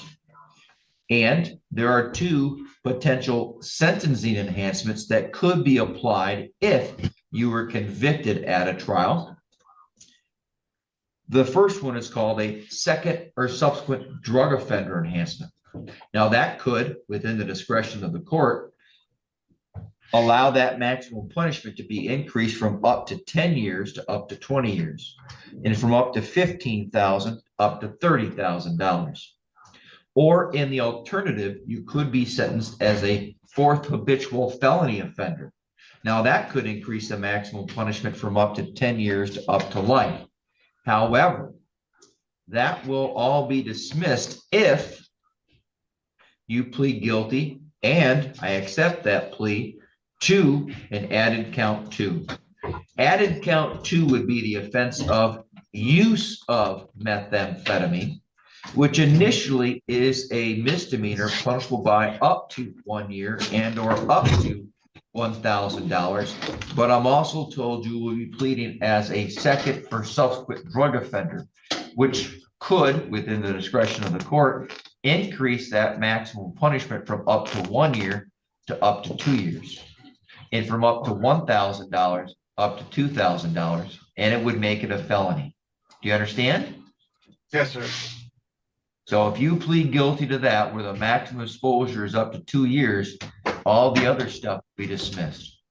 Now, Okay, if yes, you sir. enter a plea of guilty, and I accept that plea of guilty, you will be waiving certain rights and not have a trial. You'll be waiving the right to be tried by a jury, the right to be tried without a jury, if you chose, the court and the prosecutor consented, the right to be presumed innocent until proven guilty, the right to be, the right to have the prosecutor prove the allegations beyond a reasonable doubt, the right to have the witnesses against you appear at the trial, the right to question and cross-examine those witnesses against you, the right to have the court order any witnesses you may have for your defense to appear at the trial, the right to remain silent during the trial, the right to not have its silence used against you, and the right to testify at a trial if you were to choose to testify. Mr. Burgess, do you understand those rights that I just mentioned? Oh, yes, sir. And you understand, sir, that if you plead guilty and I accept that plea, you will be forever waiving those rights as they apply to this particular case. I understand, sir. Additionally, any appeal as to the conviction and sentence pursuant to the pretrial agreement will be by filing what's called an application for leave to appeal and not an automatic or claim of right to appeal. Furthermore, you may be given up the right to appeal issues that would otherwise only be appealable if you were convicted at a trial. Also, you will be given up the right to claim that the plea was a result of any promise, threat, or inducement not told to me right now on the record. Mr. Burgess, other than the pretrial agreement, have there been any other promises, threats, or inducements to get you to plead guilty? No, sir. All right. Are you entering the plea therefore on your of your own free will? Yes, sir. Thank you. Now, Mr. Burgess, because this starts off as a misdemeanor but becomes a felony because of the second habitual enhancement, there are some things called the sentencing guidelines. And I suspect you're probably familiar with sentencing guidelines as you've dealt with them in the past, okay? Yeah. All right, and I also suspect that Mr. Harrison has gone over with you the potential sentencing in this case and the potential scoring of those guidelines. I just need you to let you know that the guidelines in the state of Michigan, while an important tool that courts are required to use, they are still not mandatory. The sentence is strictly within the discretion of the court. Do you understand? Yes, sir. Anything that Mr. Harrison has told you or anybody's trying to tell you what they think the guidelines might be or what they think that I will do for sentencing, that is all an estimate. Do you understand? Yes, sir. All right, great.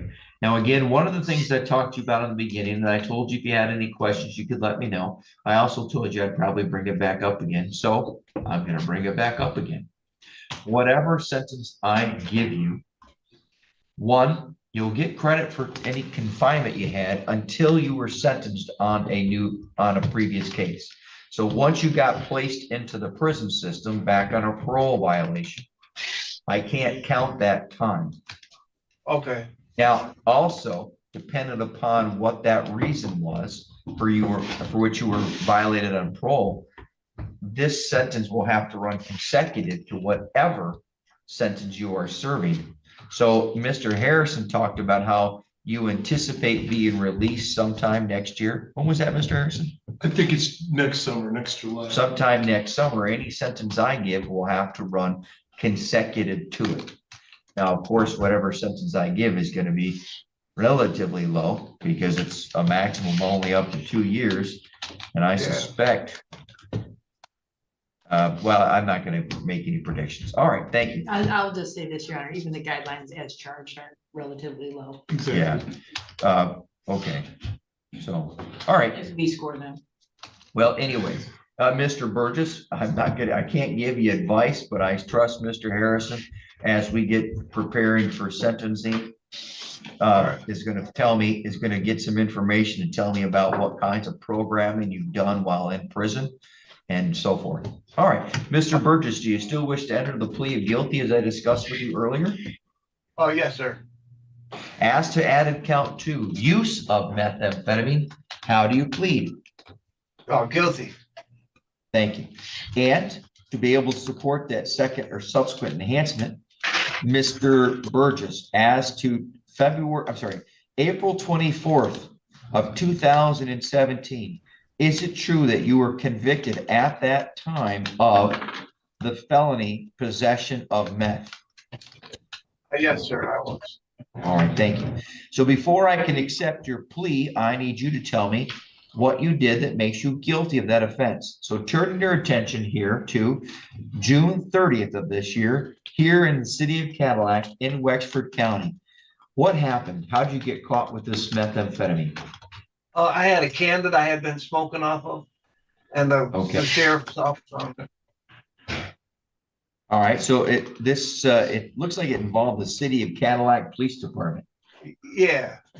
Okay. And so do you want the whole story?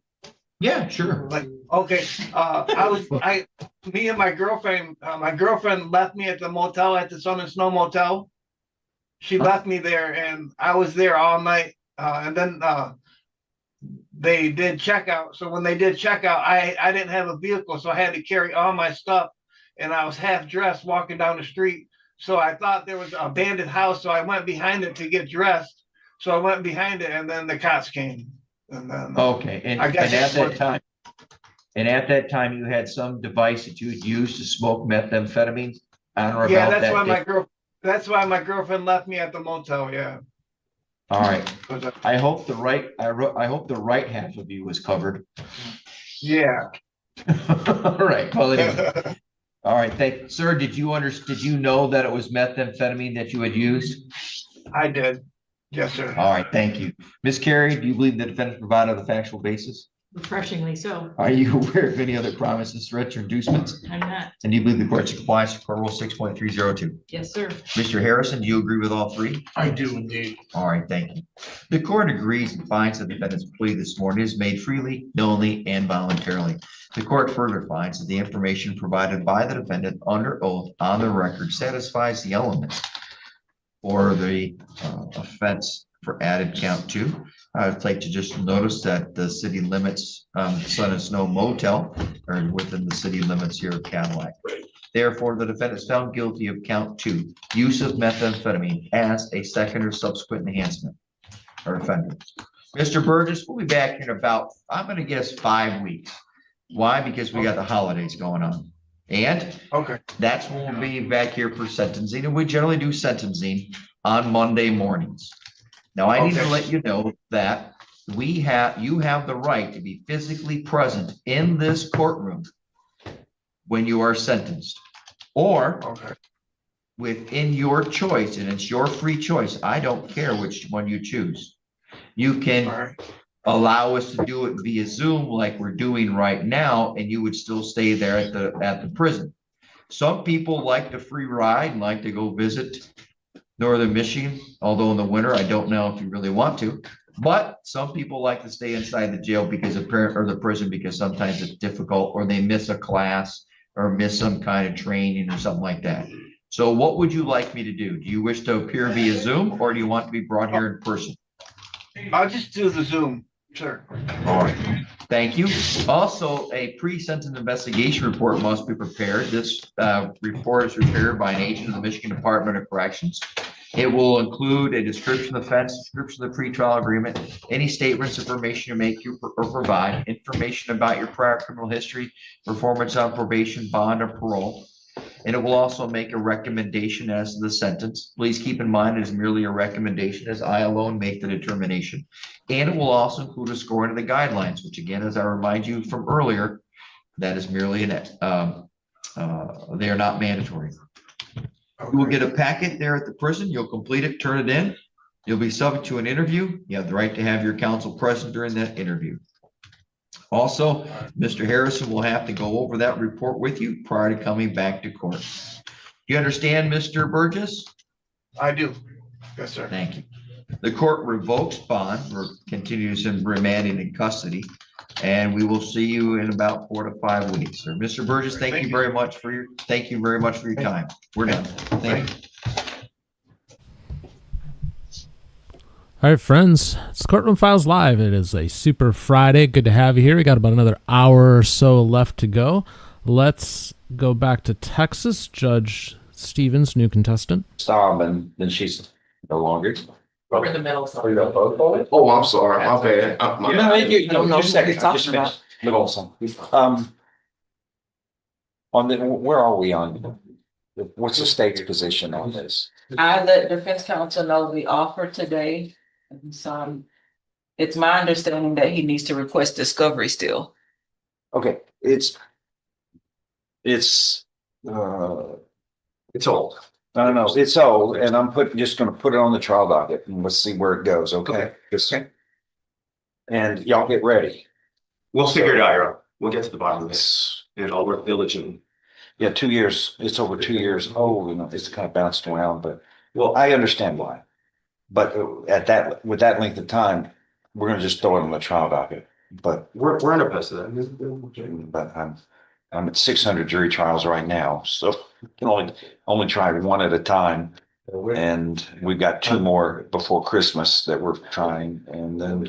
I assume we would not. We won't be done preferentially before set. Christmas. Right. I guarantee. Thank you, Your Honor. Who's up? Judge on I forgot about This man? Kane. That's up. No, sir, Kane is in the back. Okay. We, Who's your lawyer? Langston. Where's Langston? That's what we need. That's not Christopher. Christopher's in the back. Christopher Kane is in the back. No, I'm glad you reminded me on that. Adrian Jacob, Mr. Jacob, yes, sir. 2 cases?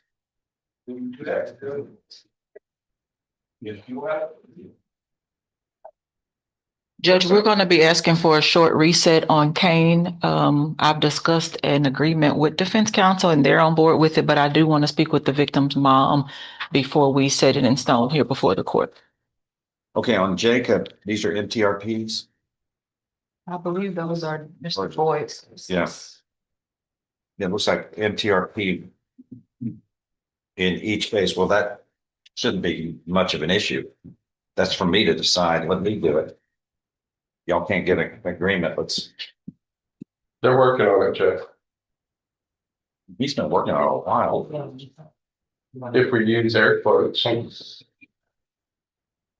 Okay. Okay. That's really important. Your Honor, pleasure. Thank you. You got everything done? I did, Your Honor. Okay. Thank you very much. Thank you. Daniel, do y'all have an agreement on?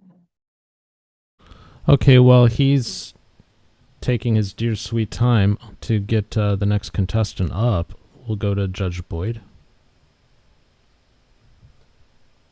All right, are we proceeding on the motion to revoke? No, Judge, we need a date for contested. Also, I'd like to address the report on GPS issues. Okay. All right, Norma, I need a contested date for an MTR, please. And could I have the paperwork on the motion to revoke, please? Imani Robinson. Yes, I told it.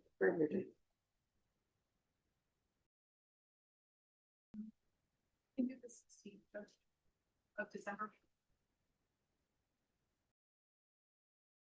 All right, December 16th would be your contestant MTR.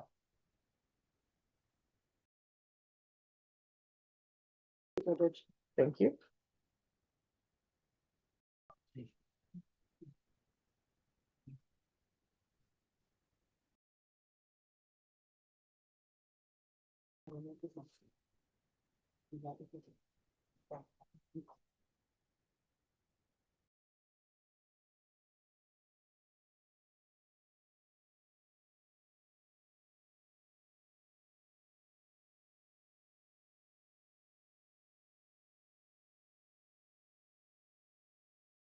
All right, the contestant will be for December 16th.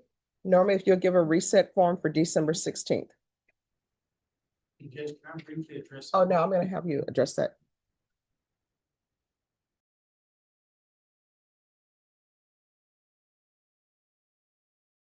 right. Now, you wanted to address an issue? I do, Judge. Yes. GPS was ordered by the court. Mhm. And I filed a motion to set bond, the court set a bond and also put GPS as a condition. Mhm. Ms. Robinson made bond, but she was never released because of the GPS issue. She made bond back on November 21st, 2025. She since has still been in custody. So we're asking for if we possibly reward the GPS as a condition because it's still keeping her. in So custody. why isn't she able to have GPS? I'm not certain, Judge. The rest- Judge, if I may. There was an outstanding case in another county Mhm. that, has been taken care of. I received an email yesterday morning. That case has been taken care of. Once, we're ready to go with this case, GPS can be installed before she's released. Okay. All right. So they say now they can have GPS installed. And I guess the reason why they didn't do it is because she had a pending out-of-county case. Would there be a timeline on when she would get the GPS? 'Cause I Oh, it should be quickly done. Oh, no later than Tuesday. Yes, before she's released, the email response that I received from yesterday, it had to do with the bench warrant from the other county. They got everything squared away, so, I'll respond to that email right now. Okay. And then counsel, as you know, when somebody has a pending case out of county, they're not going to put them on GPS because that other county is picking them up. And they're not going to have you with GPS when you're at the jail. That case has been disposed of now to my understanding. Yes, so she'll be able to get the GPS. And counsel, if the GPS is not on by Tuesday, you can just come in and let the court know. Will do, Judge. All right, thank you.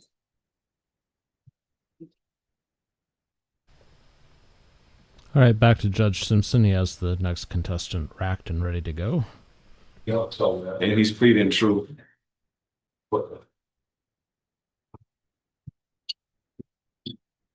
And two cases are now called. Cause numbers 23 CR 1411 and 23 CR 1838.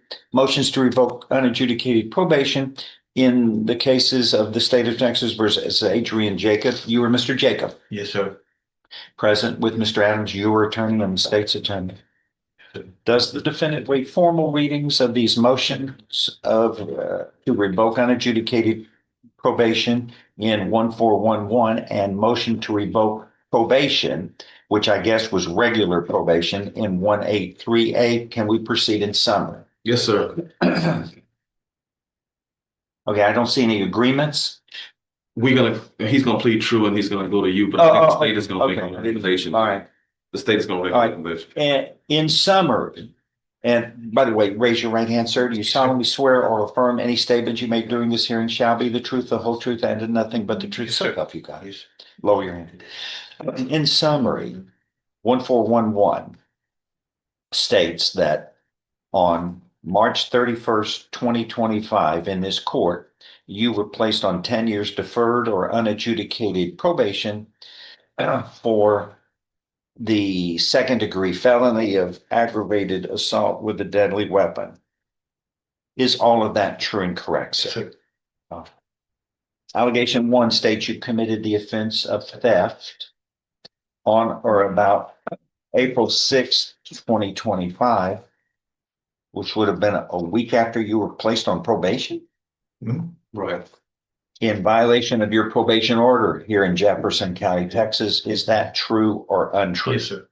He says true. 2, you failed to report to the Jefferson County Probation Office since being on probation on March 31st of 2025. Were you arrested earlier on this, or was there a period of time that he did not report until he gets arrested? How long? You were supposed to report monthly. Yes, sir. And did you fail to do that? Yes, sir. When did you finally get arrested? Um, Do you remember? I don't remember the name. I would. It would be important to me. I got arrested on the 3rd, October 3rd.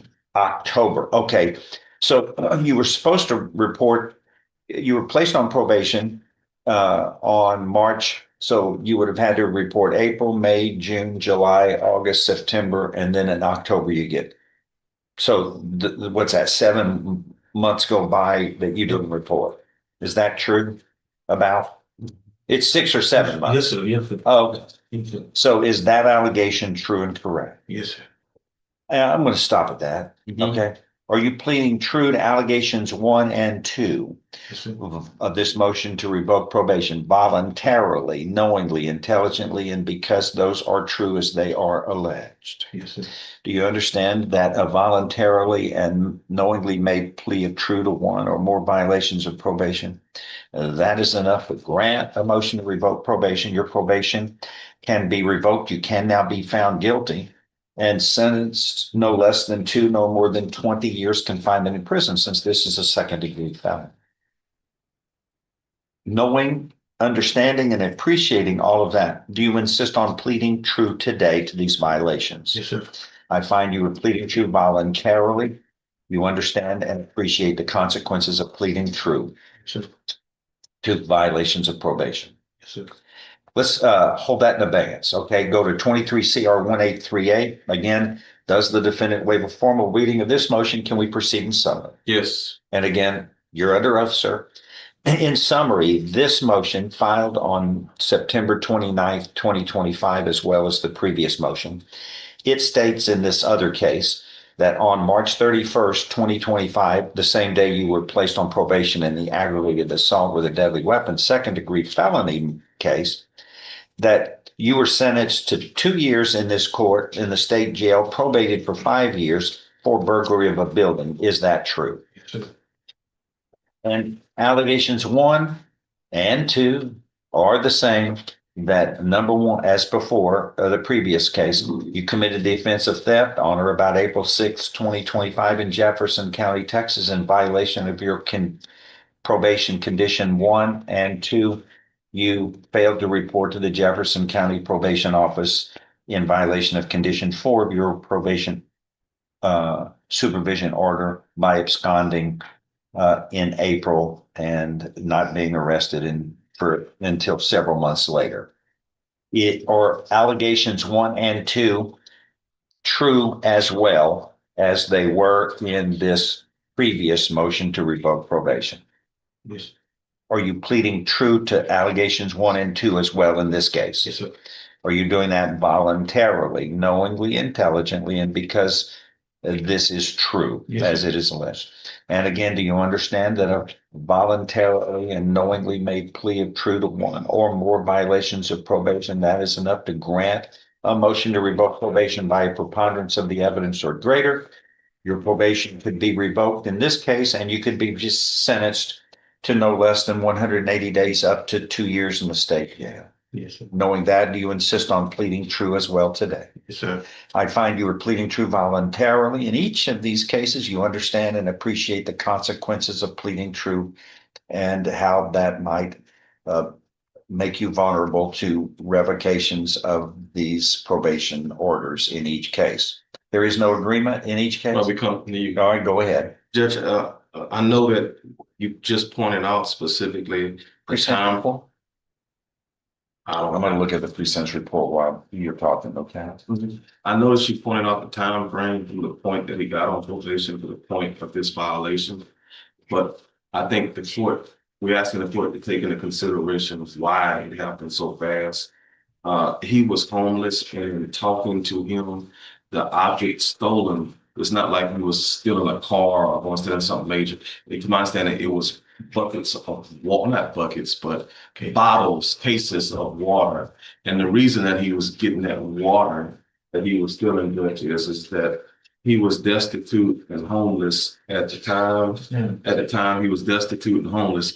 And Judge, we're asking you to have mercy on him because, like I said, this is not a situation where you got a guy going into dealers and let's say he's stealing a bottle of cologne and resell it. And I totally get that.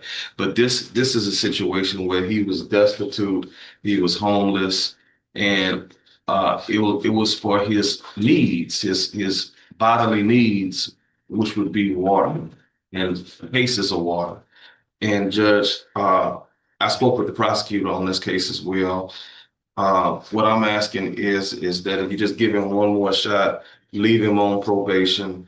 I do believe to get him out of the hole that he's in terms of his economics, he will be able to get a job, right? I have somewhere to stay then. And he has a place to stay, and I believe some of his family members are gonna step up this time for him. Yes. So just looking at the nature, and he's accepted responsibility on the theft case. Yes, sir. On that theft case, Judge, if I'm not mistaken, and you can look at your file, I believe the misdemeanor court put him on probation for that theft. So in the misdemeanor court, they gave him probation. And who was your judge on that? That was Holmes. Yeah. Okay, I believe it was Judge Holmes. Yes, sir. So, Judge, what we're asking for is for you to continue him on supervision, move the case today, and consider his economic situation at the time, and that's why it happened so fast. And also consider the object that was stolen was not an object of, personal gratification. That's what he's telling me. Yes. At least that's what he told me. Okay. So that's what he told me. But he was placed on probation for That's what you said you told me.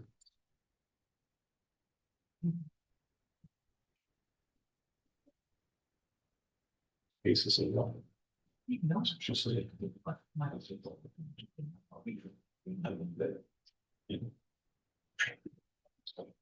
in 1411 that the defendant broke into the victim's truck, and that then he was armed with a knife and cut the man, is what he's alleged in this aggravated assault with a deadly weapon. Yes, sir. And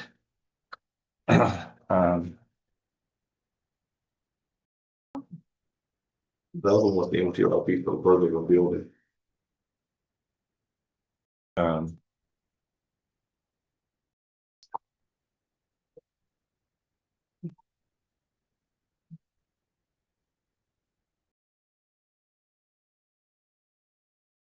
he was later arrested for the stabbing incident and indicted and placed on probation for that aggravated assault of March 31st of 2025. In September, they've released go again to Crystal Apartments on Gulfway Drive. Oh, 2 blocks away from the previous incident. And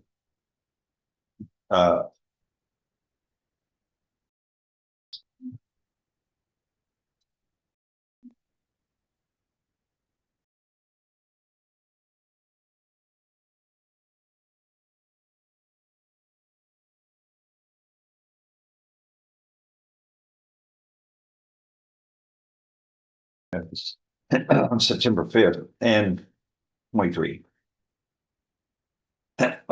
And go to a theft that's reported where the victim reports that he stores industrial and commercial paint sprayers in a storage building, and surveillance video was acquired by the police who show the defendant and another person stealing those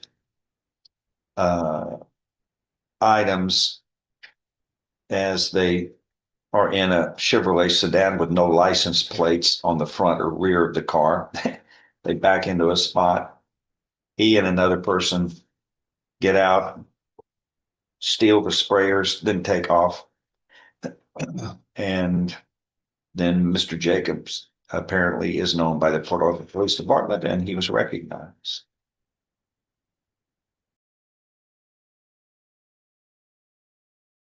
And that apparently that there were two thefts of the sprayers on the same day at that same location. And police find the defendant, Mr. Jacobs, and he admits being involved with it.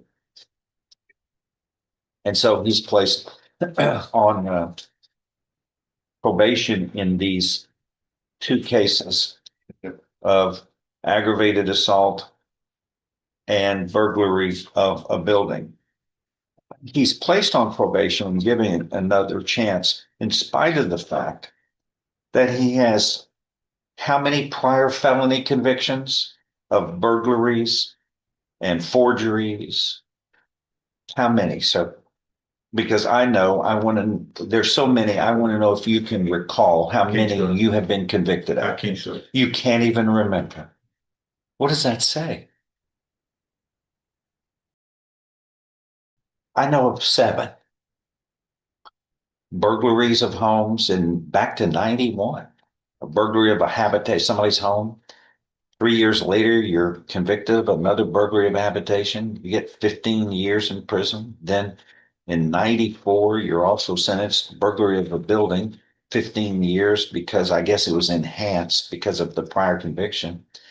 In 2000, another burglary of a building, 3 years in prison. Forgery in 07, a year in jail. Burglary of a building in 09, convicted, 6 years in prison. Then in 23, you were convicted of burglary of a building in January of 23. So those are the felonies. And let's not forget, I'm looking at a page full of misdemeanors, which are deep driving while license suspended, driving while intoxicated, theft, burglary of a building, of a vehicle, burglary of a vehicle. Anyway, so those are 4 convictions of misdemeanors, 7 convictions of felonies. And then now we have these 2 revocations. We're back. And it's as though everybody is spinning our wheels. I mean, you're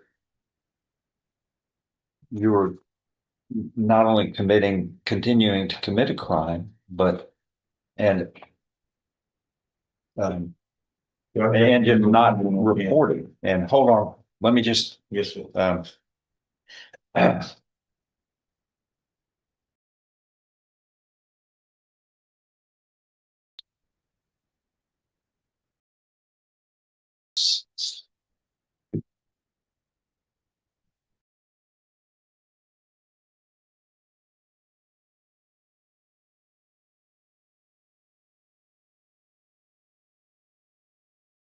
this, you keep talking about water, but the administrative hearing doesn't say that, Langston.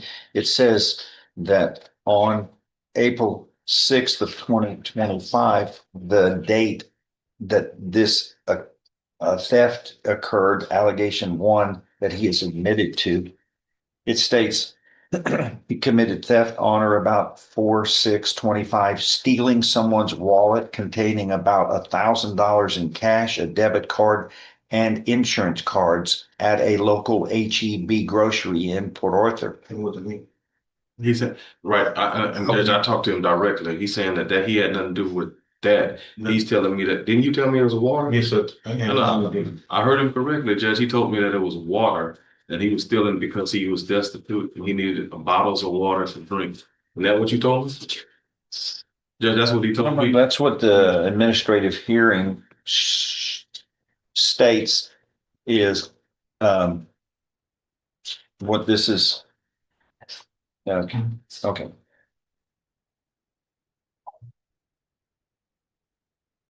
So now I've got a police report to look at. Your son on April 6th. There's on arrival on 4/6 at 21 at 9 p.m. Officers respond to Gulfway Drive at the HEB. Made contact with the manager who advised me one of the customers had her wallet stolen. I watched the video footage from the store, and then the video shows a male black approaching the victim near the produce area. She had her wallet on top of her cart. The suspect is observed walking toward her shopping cart as she's getting some produce. Facing away from the shopping cart, the suspect reaches for the wallet, which is on top of the shopping cart, and continues to, and then conceals it in the pocket of his sweatshirt. The suspect left the store shortly after, got in a passenger front seat of a dark green Chevy Trailblazer with no front license plate. The victim that I was advised the victim had $1,000 in cash or debit card, as well as an insurance card for her children. She did wish to press charges. I spoke with the manager. Manager advised that the video had already been tagged, and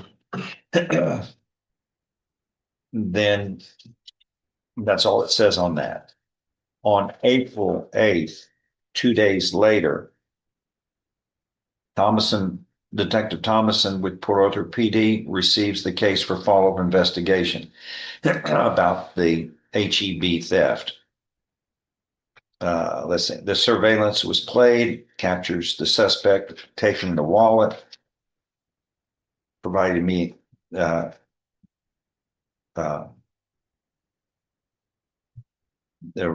Ramirez provided me a video and printout of the transaction. The name, let's see. The surveillance was played back. It captured the suspect taking the wallet. The suspect is a light-complected African-American with short hair. The same male bought items and used a card.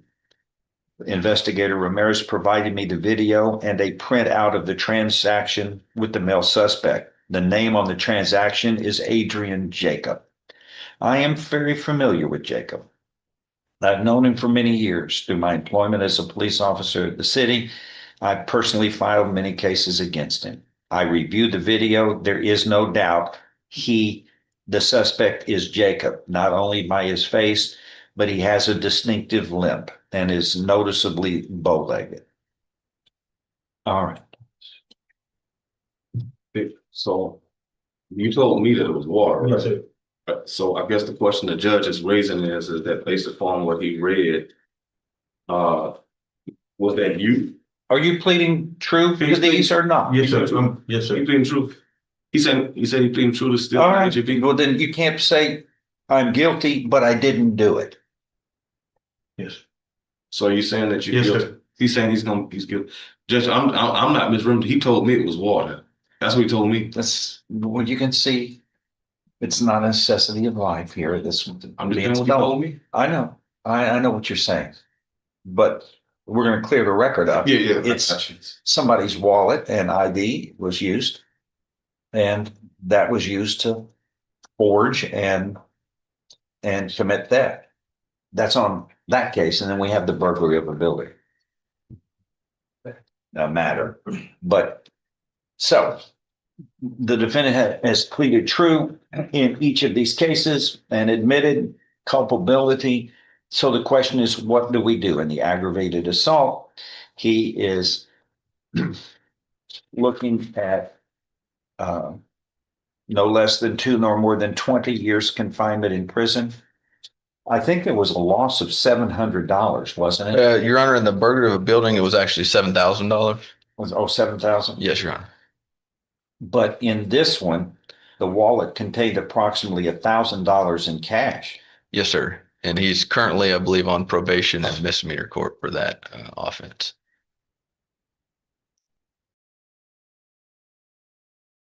Well, how does he pay it back if he goes to prison for 20 years?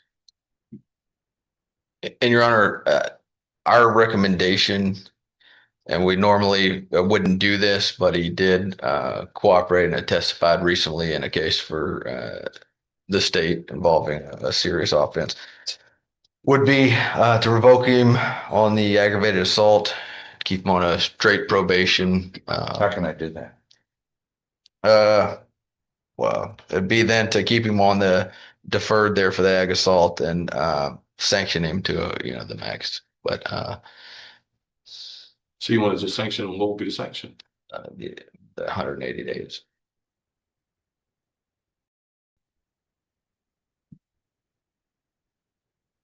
I mean, I'll take all of that into account, but no, I'm not. With his splendid and rich criminal history and continued, I mean, we're talking about aggravated assault with a deadly weapon here, where cutting somebody with a knife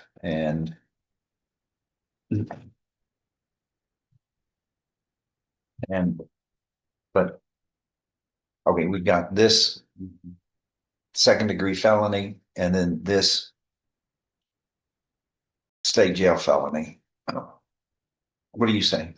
Well, Judge, and piggybacking on what the state just said, one thing we're asking you to give him credit for is that he apparently did testify. And he's going to be rewarded for cooperation. He'll be rewarded and with what I have in mind, but I want to hear what your thoughts are. I would want us to continue on probation to give him a second shot. But it's hard on something like this when we're talking about a aggravated nature and then the burglary of a building. But he knows that actions have consequences, and the court is going to treat him with and give him credit for the cooperation he made. The problem you have, though, is that you can cooperate all day long. And did he testify in a trial? Yes, Your Honor. See, the problem is that when all of these prior convictions come out, the jury can't show a lot of credibility to someone because all of that comes out. And the law states that the jury can consider prior convictions against the credibility of someone so that their statements have less value of believability than they would otherwise by somebody who's doesn't have convictions of felonies. And so you may have helped, but I can guarantee you, I know how juries are. If all of these felonies came out, and maybe they didn't, maybe the other side didn't bring them out. And if they didn't, then they don't know about it. But I know it. And it would only make sense that the defense attorney would at least challenge his criminal history in front of the jury and then argue that he's not worth credible belief because the law says that can be taken into account. I apologize, but actually can't give me another chance. Sir, you've had 7 or 8 separate chances here. We talked about how many prior felonies, 7, and then misdemeanors, and then you hear we're still committing crimes. All right, anything else to add? No. And the court is going to take into account your cooperation.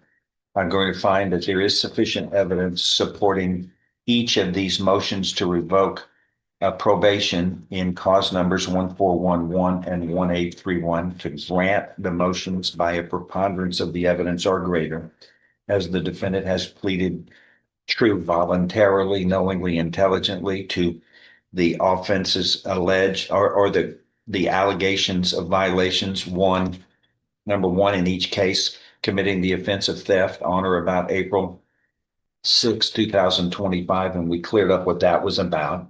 It wasn't water. It was committing the theft of somebody's wallet and money of $1,000 and ID. And then allegation number 2, failing to report, as the defendant was placed on probation and never reported, and for probation as ordered. And thus, those are violations that he has admitted to. They're proven by preponderance of the evidence or greater. And these motions, the motion to revoke unadjudicated probation in 23 CR 1411 is hereby granted.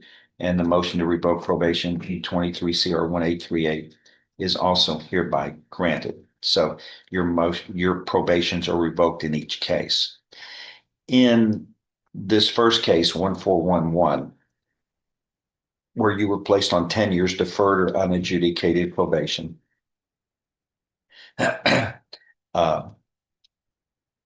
Earlier in that case, you pleaded guilty to that second-degree felony voluntarily, knowingly, intelligently. There was sufficient evidence supporting your guilty plea to find you guilty beyond a reasonable doubt, even though that case was that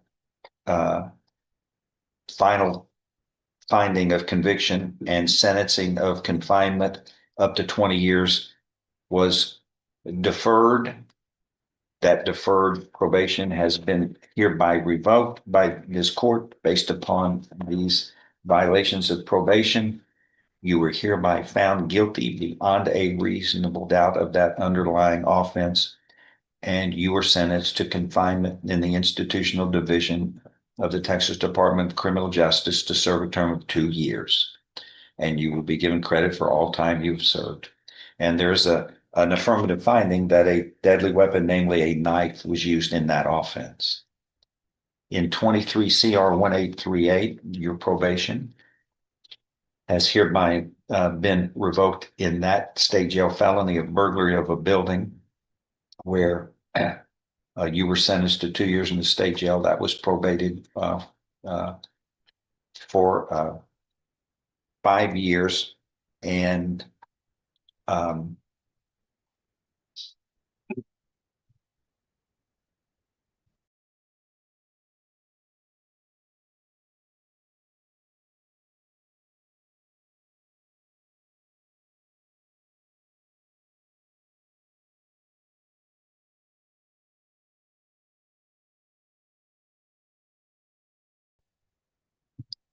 your probation in this burglary of a building case in 1838 is revoked, and you were hereby sentenced to confinement in the state jail for 180 days.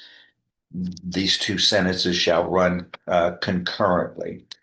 You understand what has happened today? You've been given the minimum sentences because of your assistance to law enforcement. Yes. The order also shall reflect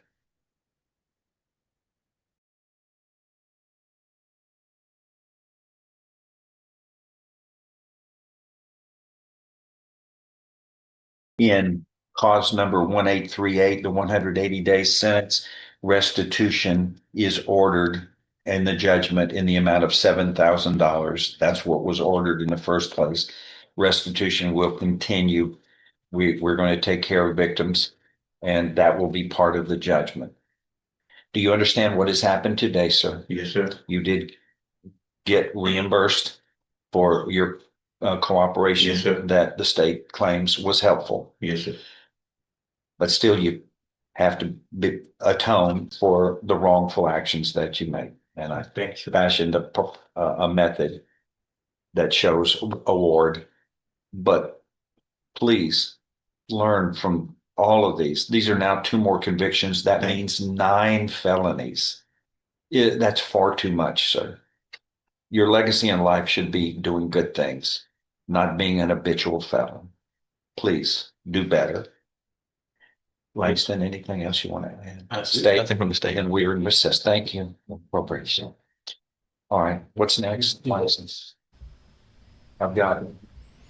It's the Courtroom Files. We're live deep in the heart of the Sonoran Desert, buried in a bunker in a nondescript location, broadcasting to you with joy in our hearts, watching all the legal proceedings from Texas this morning, which is kind of where the action is at the moment. So we will continue to play Texas ping pong and go back to Judge Boyd.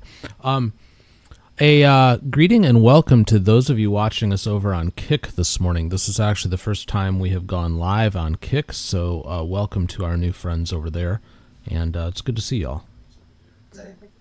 Isaiah? The H is silent. Oh, Isaiah. Okay, the H is silent. All right. Court is calling 2023 CR 9442, State versus Isaiah Johnson. Could I have parties announced for the record? And are you Mr. Johnson?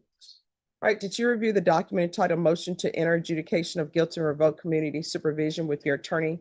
Did you understand it? Are you the same Isaiah Johnson who was placed on deferred adjudication in 2023 CR 9442 for the offense of aggravated assault with a deadly weapon on February 8th, 2024 for a period of 3 years? Is that you? All right, state. In Duval County, Florida, the defendant, Isaiah Bashar Johnson, who has been in there, failed to report the supervision officer as directed for the months of October, November, and December 2024, January, and February 2025. How do you plead to that? True or not true? Did you understand by pleading true to that violation, the court could find it true, grant the motion, find you guilty, and sentence you up to 20 years in the prison and up to a $10,000 fine? Knowing that, do you still wish to plead true to violation of condition number 4? Court will find violation of condition number 4 true. Is there a proposed agreement?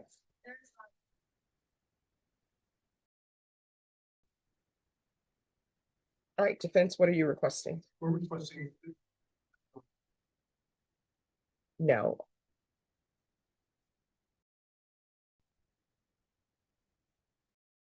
Put this on that.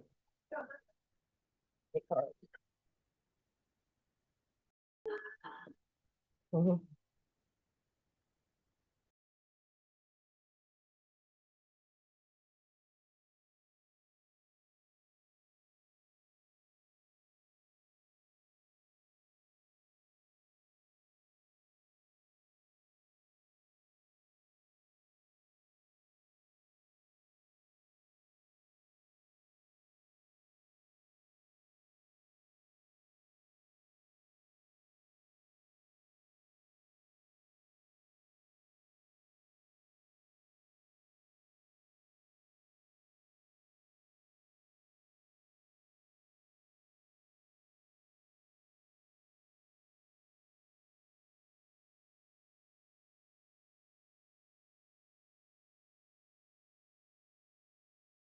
All right, yes. Judge, I can make argument, but I would like.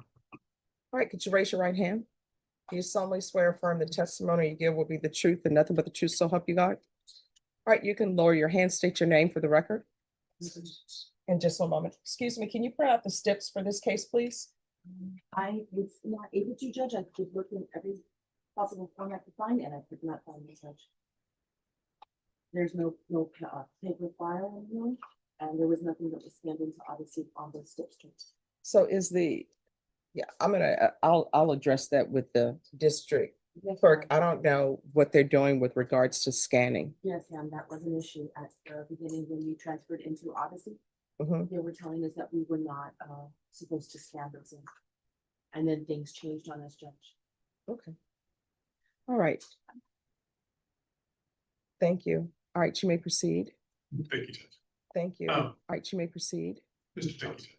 Thank you. All Based right, you on, may proceed. Mr. Education by this. Thank you. All Based right, you on may- back in February of 2024. And your permission was transferred to Florida. Where did you reside? You need to speak as a sister. Okay. Now, is that your full sister? Half sister. Half sister. You also share the same mother, same father, same mother. Okay. Now, I'm just sorry. As a side note, since when?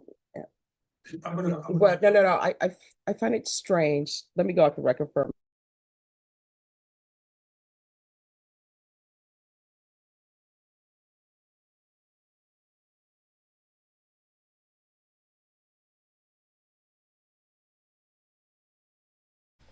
All right, we're a little bit in the way back machine here, so we'll see if we can bump forward from her going off the record. A thank you to everybody who's joined us today. Those of you, Michael and Ashley, who have gifted memberships, very much appreciated. Everybody who's participated in the chat. All right, let's go here. All right, should be good to go. She's currently married now, Russ. What I'm getting at is this, who were you working for? Sister or something? And what did you do? Now from February all the way up until your year, you stopped reporting. Did you committed any crimes? Were you doing everything probation had asked you? Okay. What happened in September?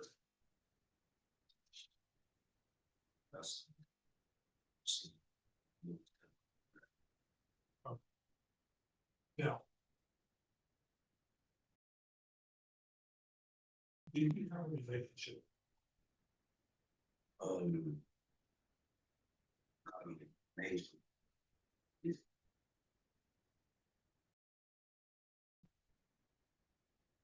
And what did you find in contact?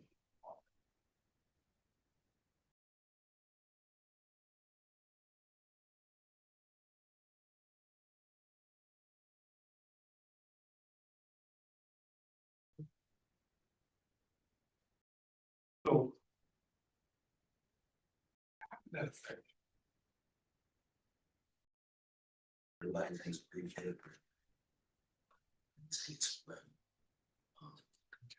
Now, was it March of 25?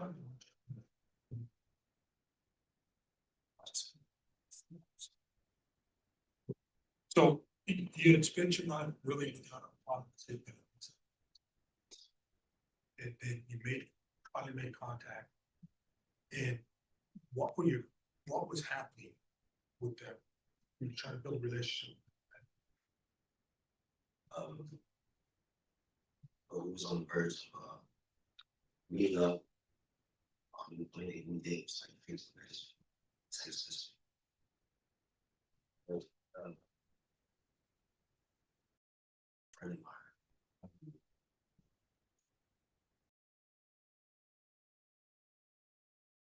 How did that affect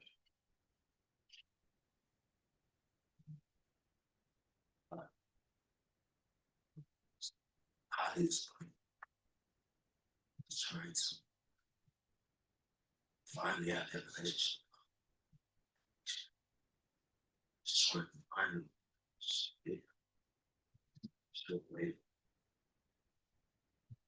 Now, you expressed this with your sister. How did she have the same feeling for that, or could she understand you?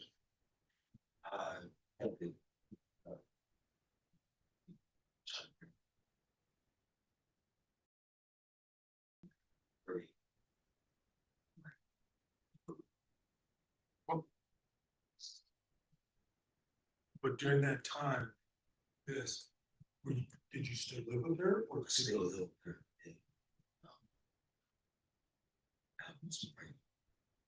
Okay, and then what happened then?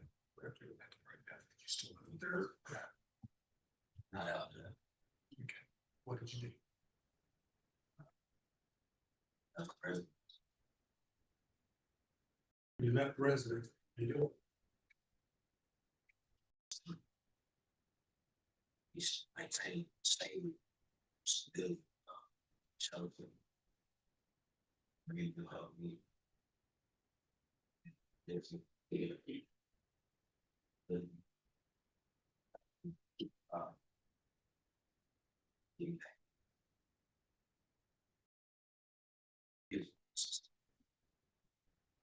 Let me ask you this, during this time, why didn't you?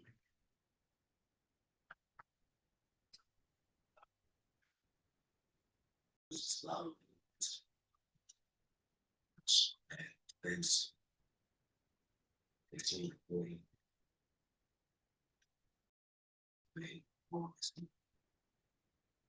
You guess you made them or you didn't?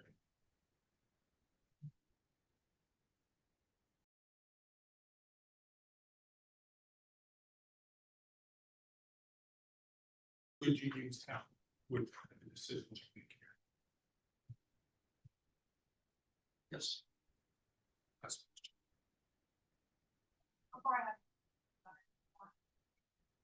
Yes, please. Any objections? No, they've already. Yes, thank you. Yeah. Yes,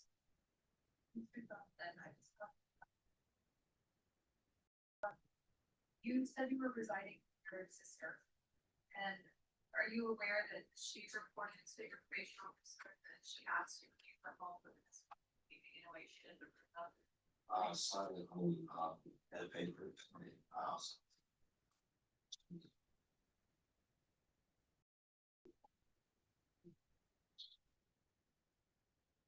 You did move your probation officer notice.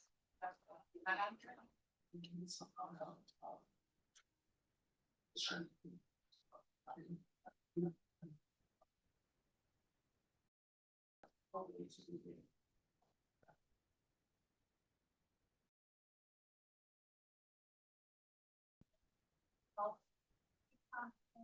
Or a support system, any sort.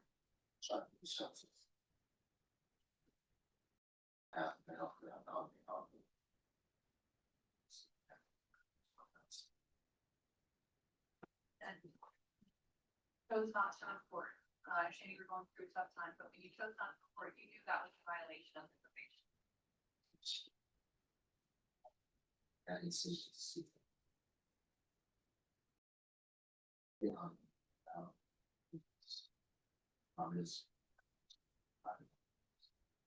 And you also knew when you made that conscious decision not to report that when you were placed on probation, you were not recommending that for.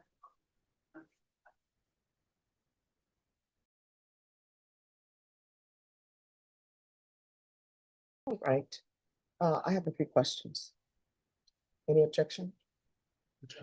All right, thank you. All right, why didn't you pick up the phone and call your probation officer? Did you call probation at all?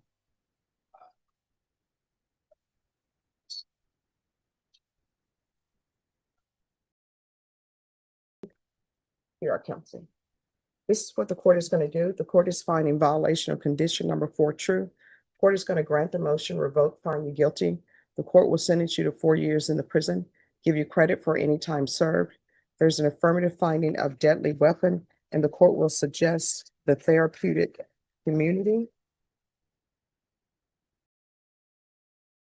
And with regard to your plea bargain agreement, the state was silent on your application.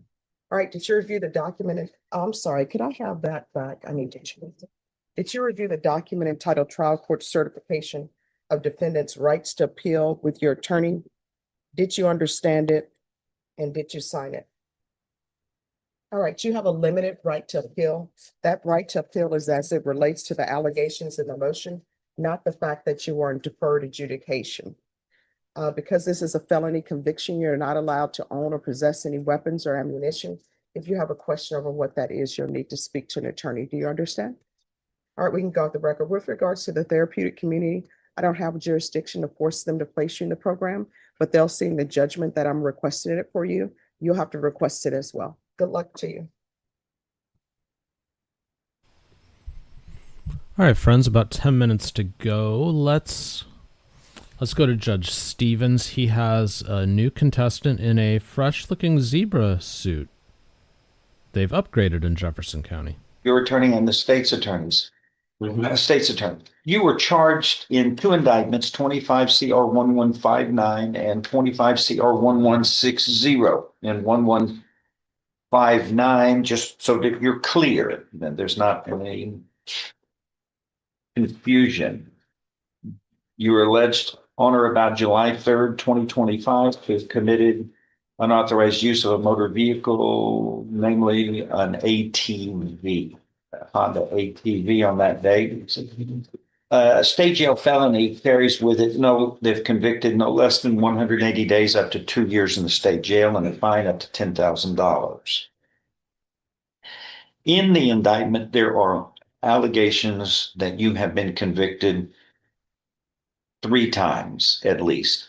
In 2009, in the 252nd District Court of Jefferson County next door here, for illegal possession of a controlled substance, 2nd-degree felony.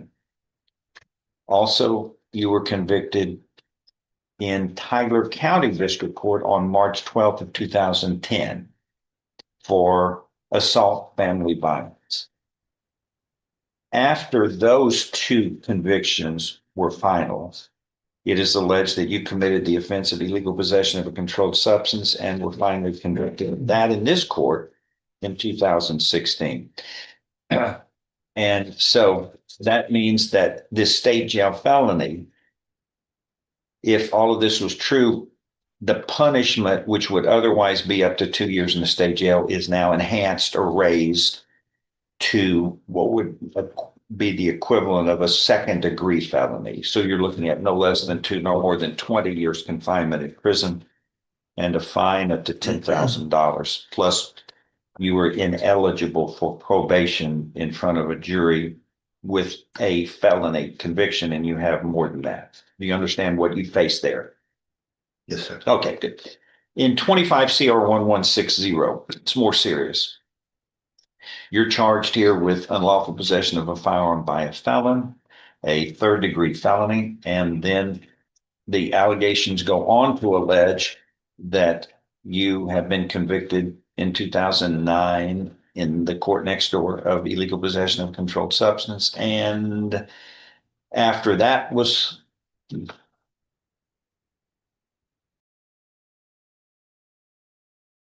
no, they don't. They just allege another prior conviction out of Tyler County.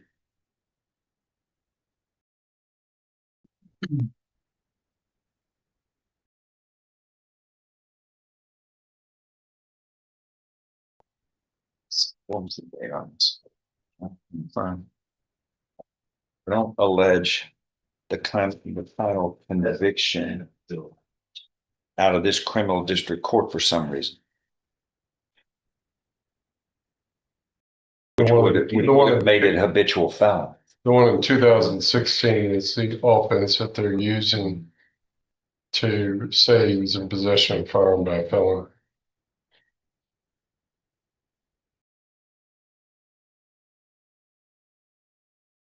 Okay, well, the way it was indicted, it came out fortunate for you.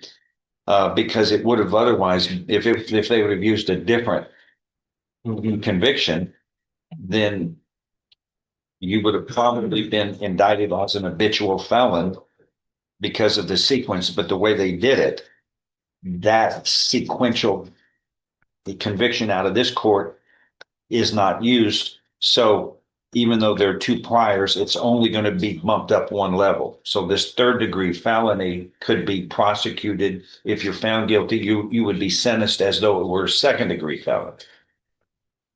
And you were looking at then no less than 2 nor more than 20 years confinement in prison and a fine up to $10,000. If they would have used a different one, it would have been an habitual felon status, but they didn't. And I may elect to do that at some point in time, Judge, but at this stage, it's there. Until such time, yes, we just worked with what we got. And in light of him rejecting a 10-year offer, I will likely change it. Well, let's get to this. Yes, sir. All right. What's the plan? Well, the offer was 10 years, as Mr. Ham stated, but my client, he maintains his innocence. Which he's allowed to do. Right? Yes, sir. I'm asking. Yes, sir. You understand what you're looking at? There's a clear video where we see him in possession of the gun and placing it beside, trying to prevent the officers from seeing it. He's on a stolen ATV with an ignition that's been modified. It doesn't even have a key. It's hot wired. You know that. Y'all, have you? I'm stating all that because I'm guessing he hasn't seen the video. All right. Well, anyway, this is the day where you make a choice. And that's, we're moving forward. They say they're going to re-indict. Yeah, I mean, if he's going to turn down 10 years, I'm going to leave him exposed to 25 to life. And it's his free will. He can make a choice. And you should do that, sir. He said He said he's going to take the 10. he's gonna take the 10, he's gonna dismiss the other case. So he said he's gonna take, I'll sign him up now since he's changed his mind. He initially said no, but now Just have a seat right there, sir, and he'll be with you in a minute. Then, thank you. So it's not gonna take long. We'll be in a short recess. Won't take me long. Thank you.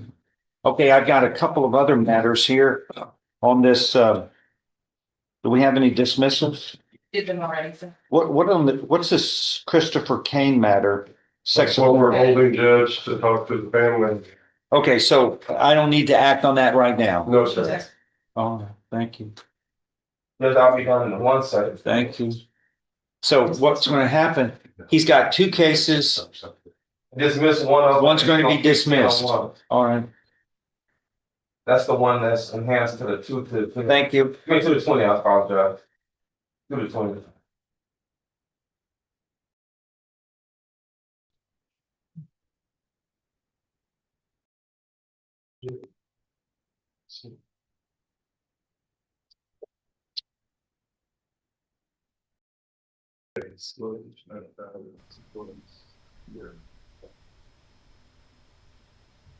Want you to know that I changed. Okay, we're in the Wayback Machine here a little bit. It's about time to end for the day, but I'm going to see if I can bump us forward and get a conclusion to this previous. There we go. That's the same guy, right? Looks like the same guy.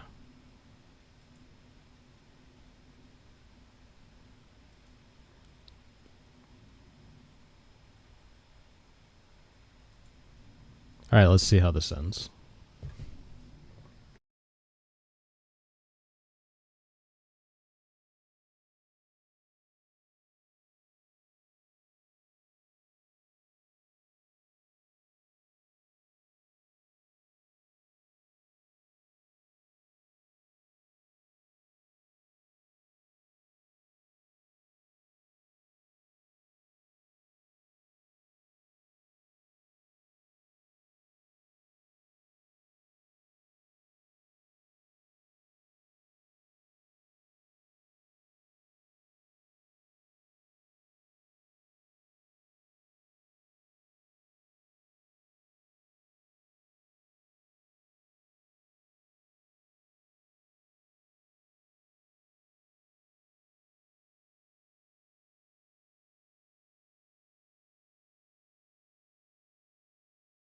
So while we're waiting for them to fill out paperwork, a quick thank you again to everybody who joined us today. I hope y'all had fun.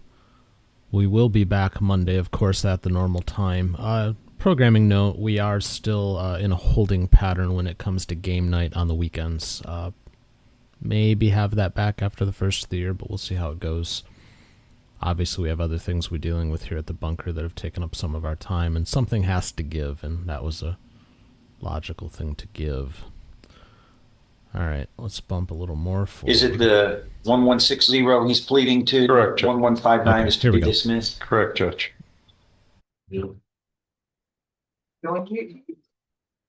Thanks. There you go. Ken, did you lose the defense attorney? Yeah, they sir. Did he get away? We could only be so lucky, Your Do we really need him? We may need a GPS. That's the question. I don't know. Maybe a cat bell around his neck. Right. Quite a few people. Ready? Yes, sir. 25 CR 1160 is now called. The state of Texas versus Lance Christopher Woodward. Mr. Woodward is present with his attorney and the state's attorney. Does the defendant waive a formal reading of this indictment and the arraignment here? Can we proceed in summary? Yes, sir. We're only going on paragraph 1. Yes, sir. In summary, sir, this indictment alleges that on or about July 3rd, 2025, in Jefferson County, Texas, you committed the 3rd-degree felony of unlawful possession of a firearm by previously being a convicted felon on May 18th, 2016, out of this criminal district court for the felony offense of being convicted of illegal possession of a controlled substance. Do you understand what you're charged with, sir, with this? Stand by. Y'all got this wrong. This is showing it's a third degree felony. Y'all showing it as a second. You can proceed on count one, Judge, and that'll be fine. Since he's taking 10, we can proceed on count one. This is a third degree felony, sir, which means you face at no less than 2, no more than 10 years confinement in prison and a fine up to $10,000 if convicted of this. Do you understand? Yes. Yes, sir. An agreement has been reached where you would be pleading guilty, sentenced to 10 years in prison. And then cause number 1159, that pending indictment will be dismissed as part of this agreement. Is that your understanding of the plan? Yes, because it's Mr. If I follow this agreement, you have no right of appeal of your case, which I intend to do. Do you understand? You have no right of appeal. No right of appeal. How do you plead to this charge, sir? Guilty or not guilty? Yes. Are you pleading guilty voluntarily and because you are guilty of what this alleges in this third degree felony of unlawful possession of a firearm by a previous conviction of a felon? I'll show you what's marked as State's Exhibit 1. Did you sign that document voluntarily? Understand it, discuss it with your attorney, or the contents all true and correct? State's Exhibit 1 tendered into evidence. No objection. Without objection, it's admitted. Among other things, this states you are mentally competent to enter your guilty plea. It's freely and voluntarily made. You know what you've been charged with. The indictment's been read to you. You read it. You are guilty of the crime charged in any lesser included offenses. You are giving up your rights to a jury trial and the rights to the appearance, confrontation, cross-examination of witnesses. Totally satisfied with the representation provided by your lawyer. All true, so help you God. Yes. State's Exhibit 1. No. Made a part of the record without objection. All right. Pre-sentence report is waived here. Yes, sir. I will follow this agreement. If Thank nothing you, further Judge. to add, and find you are mentally competent to enter your guilty plea, sir. It is freely and voluntarily made. You know and understand and appreciate the consequences of pleading guilty. There's sufficient evidence supporting your guilty plea from State's Exhibit 1 admitted here to find you guilty beyond a reasonable doubt of this third degree felony of unlawful possession of a firearm by a felon. I am finding you guilty beyond a reasonable doubt of this offense. I'm following this agreement. You are hereby sentenced to confinement in the institutional division of the Texas Department of Criminal Justice to serve a term of 10 years. And you will be given credit for all time served in accordance with this case. As part of this agreement, cause number 1159 will be dismissed. Do you understand what has happened today, sir? Yes, sir. I got 10 years. And a case got dismissed. Another one got dismissed. That should take care of everything. I don't think we have anything else pending here anymore, right? Nothing. No, that's it. Anything else? That's it. That Thank you, is all. Judge. Thank you. Good luck. No. All right, friends, that will do it for today. Lindsay, I'm sorry, you're going to have to go shovel snow now, but it happens. We'll be back Monday, 10 a.m. Eastern, 7 a.m. Pacific, 45 minutes earlier for channel members. And if all goes well, we might even bring back Sidebar next week, so that'll be fun too.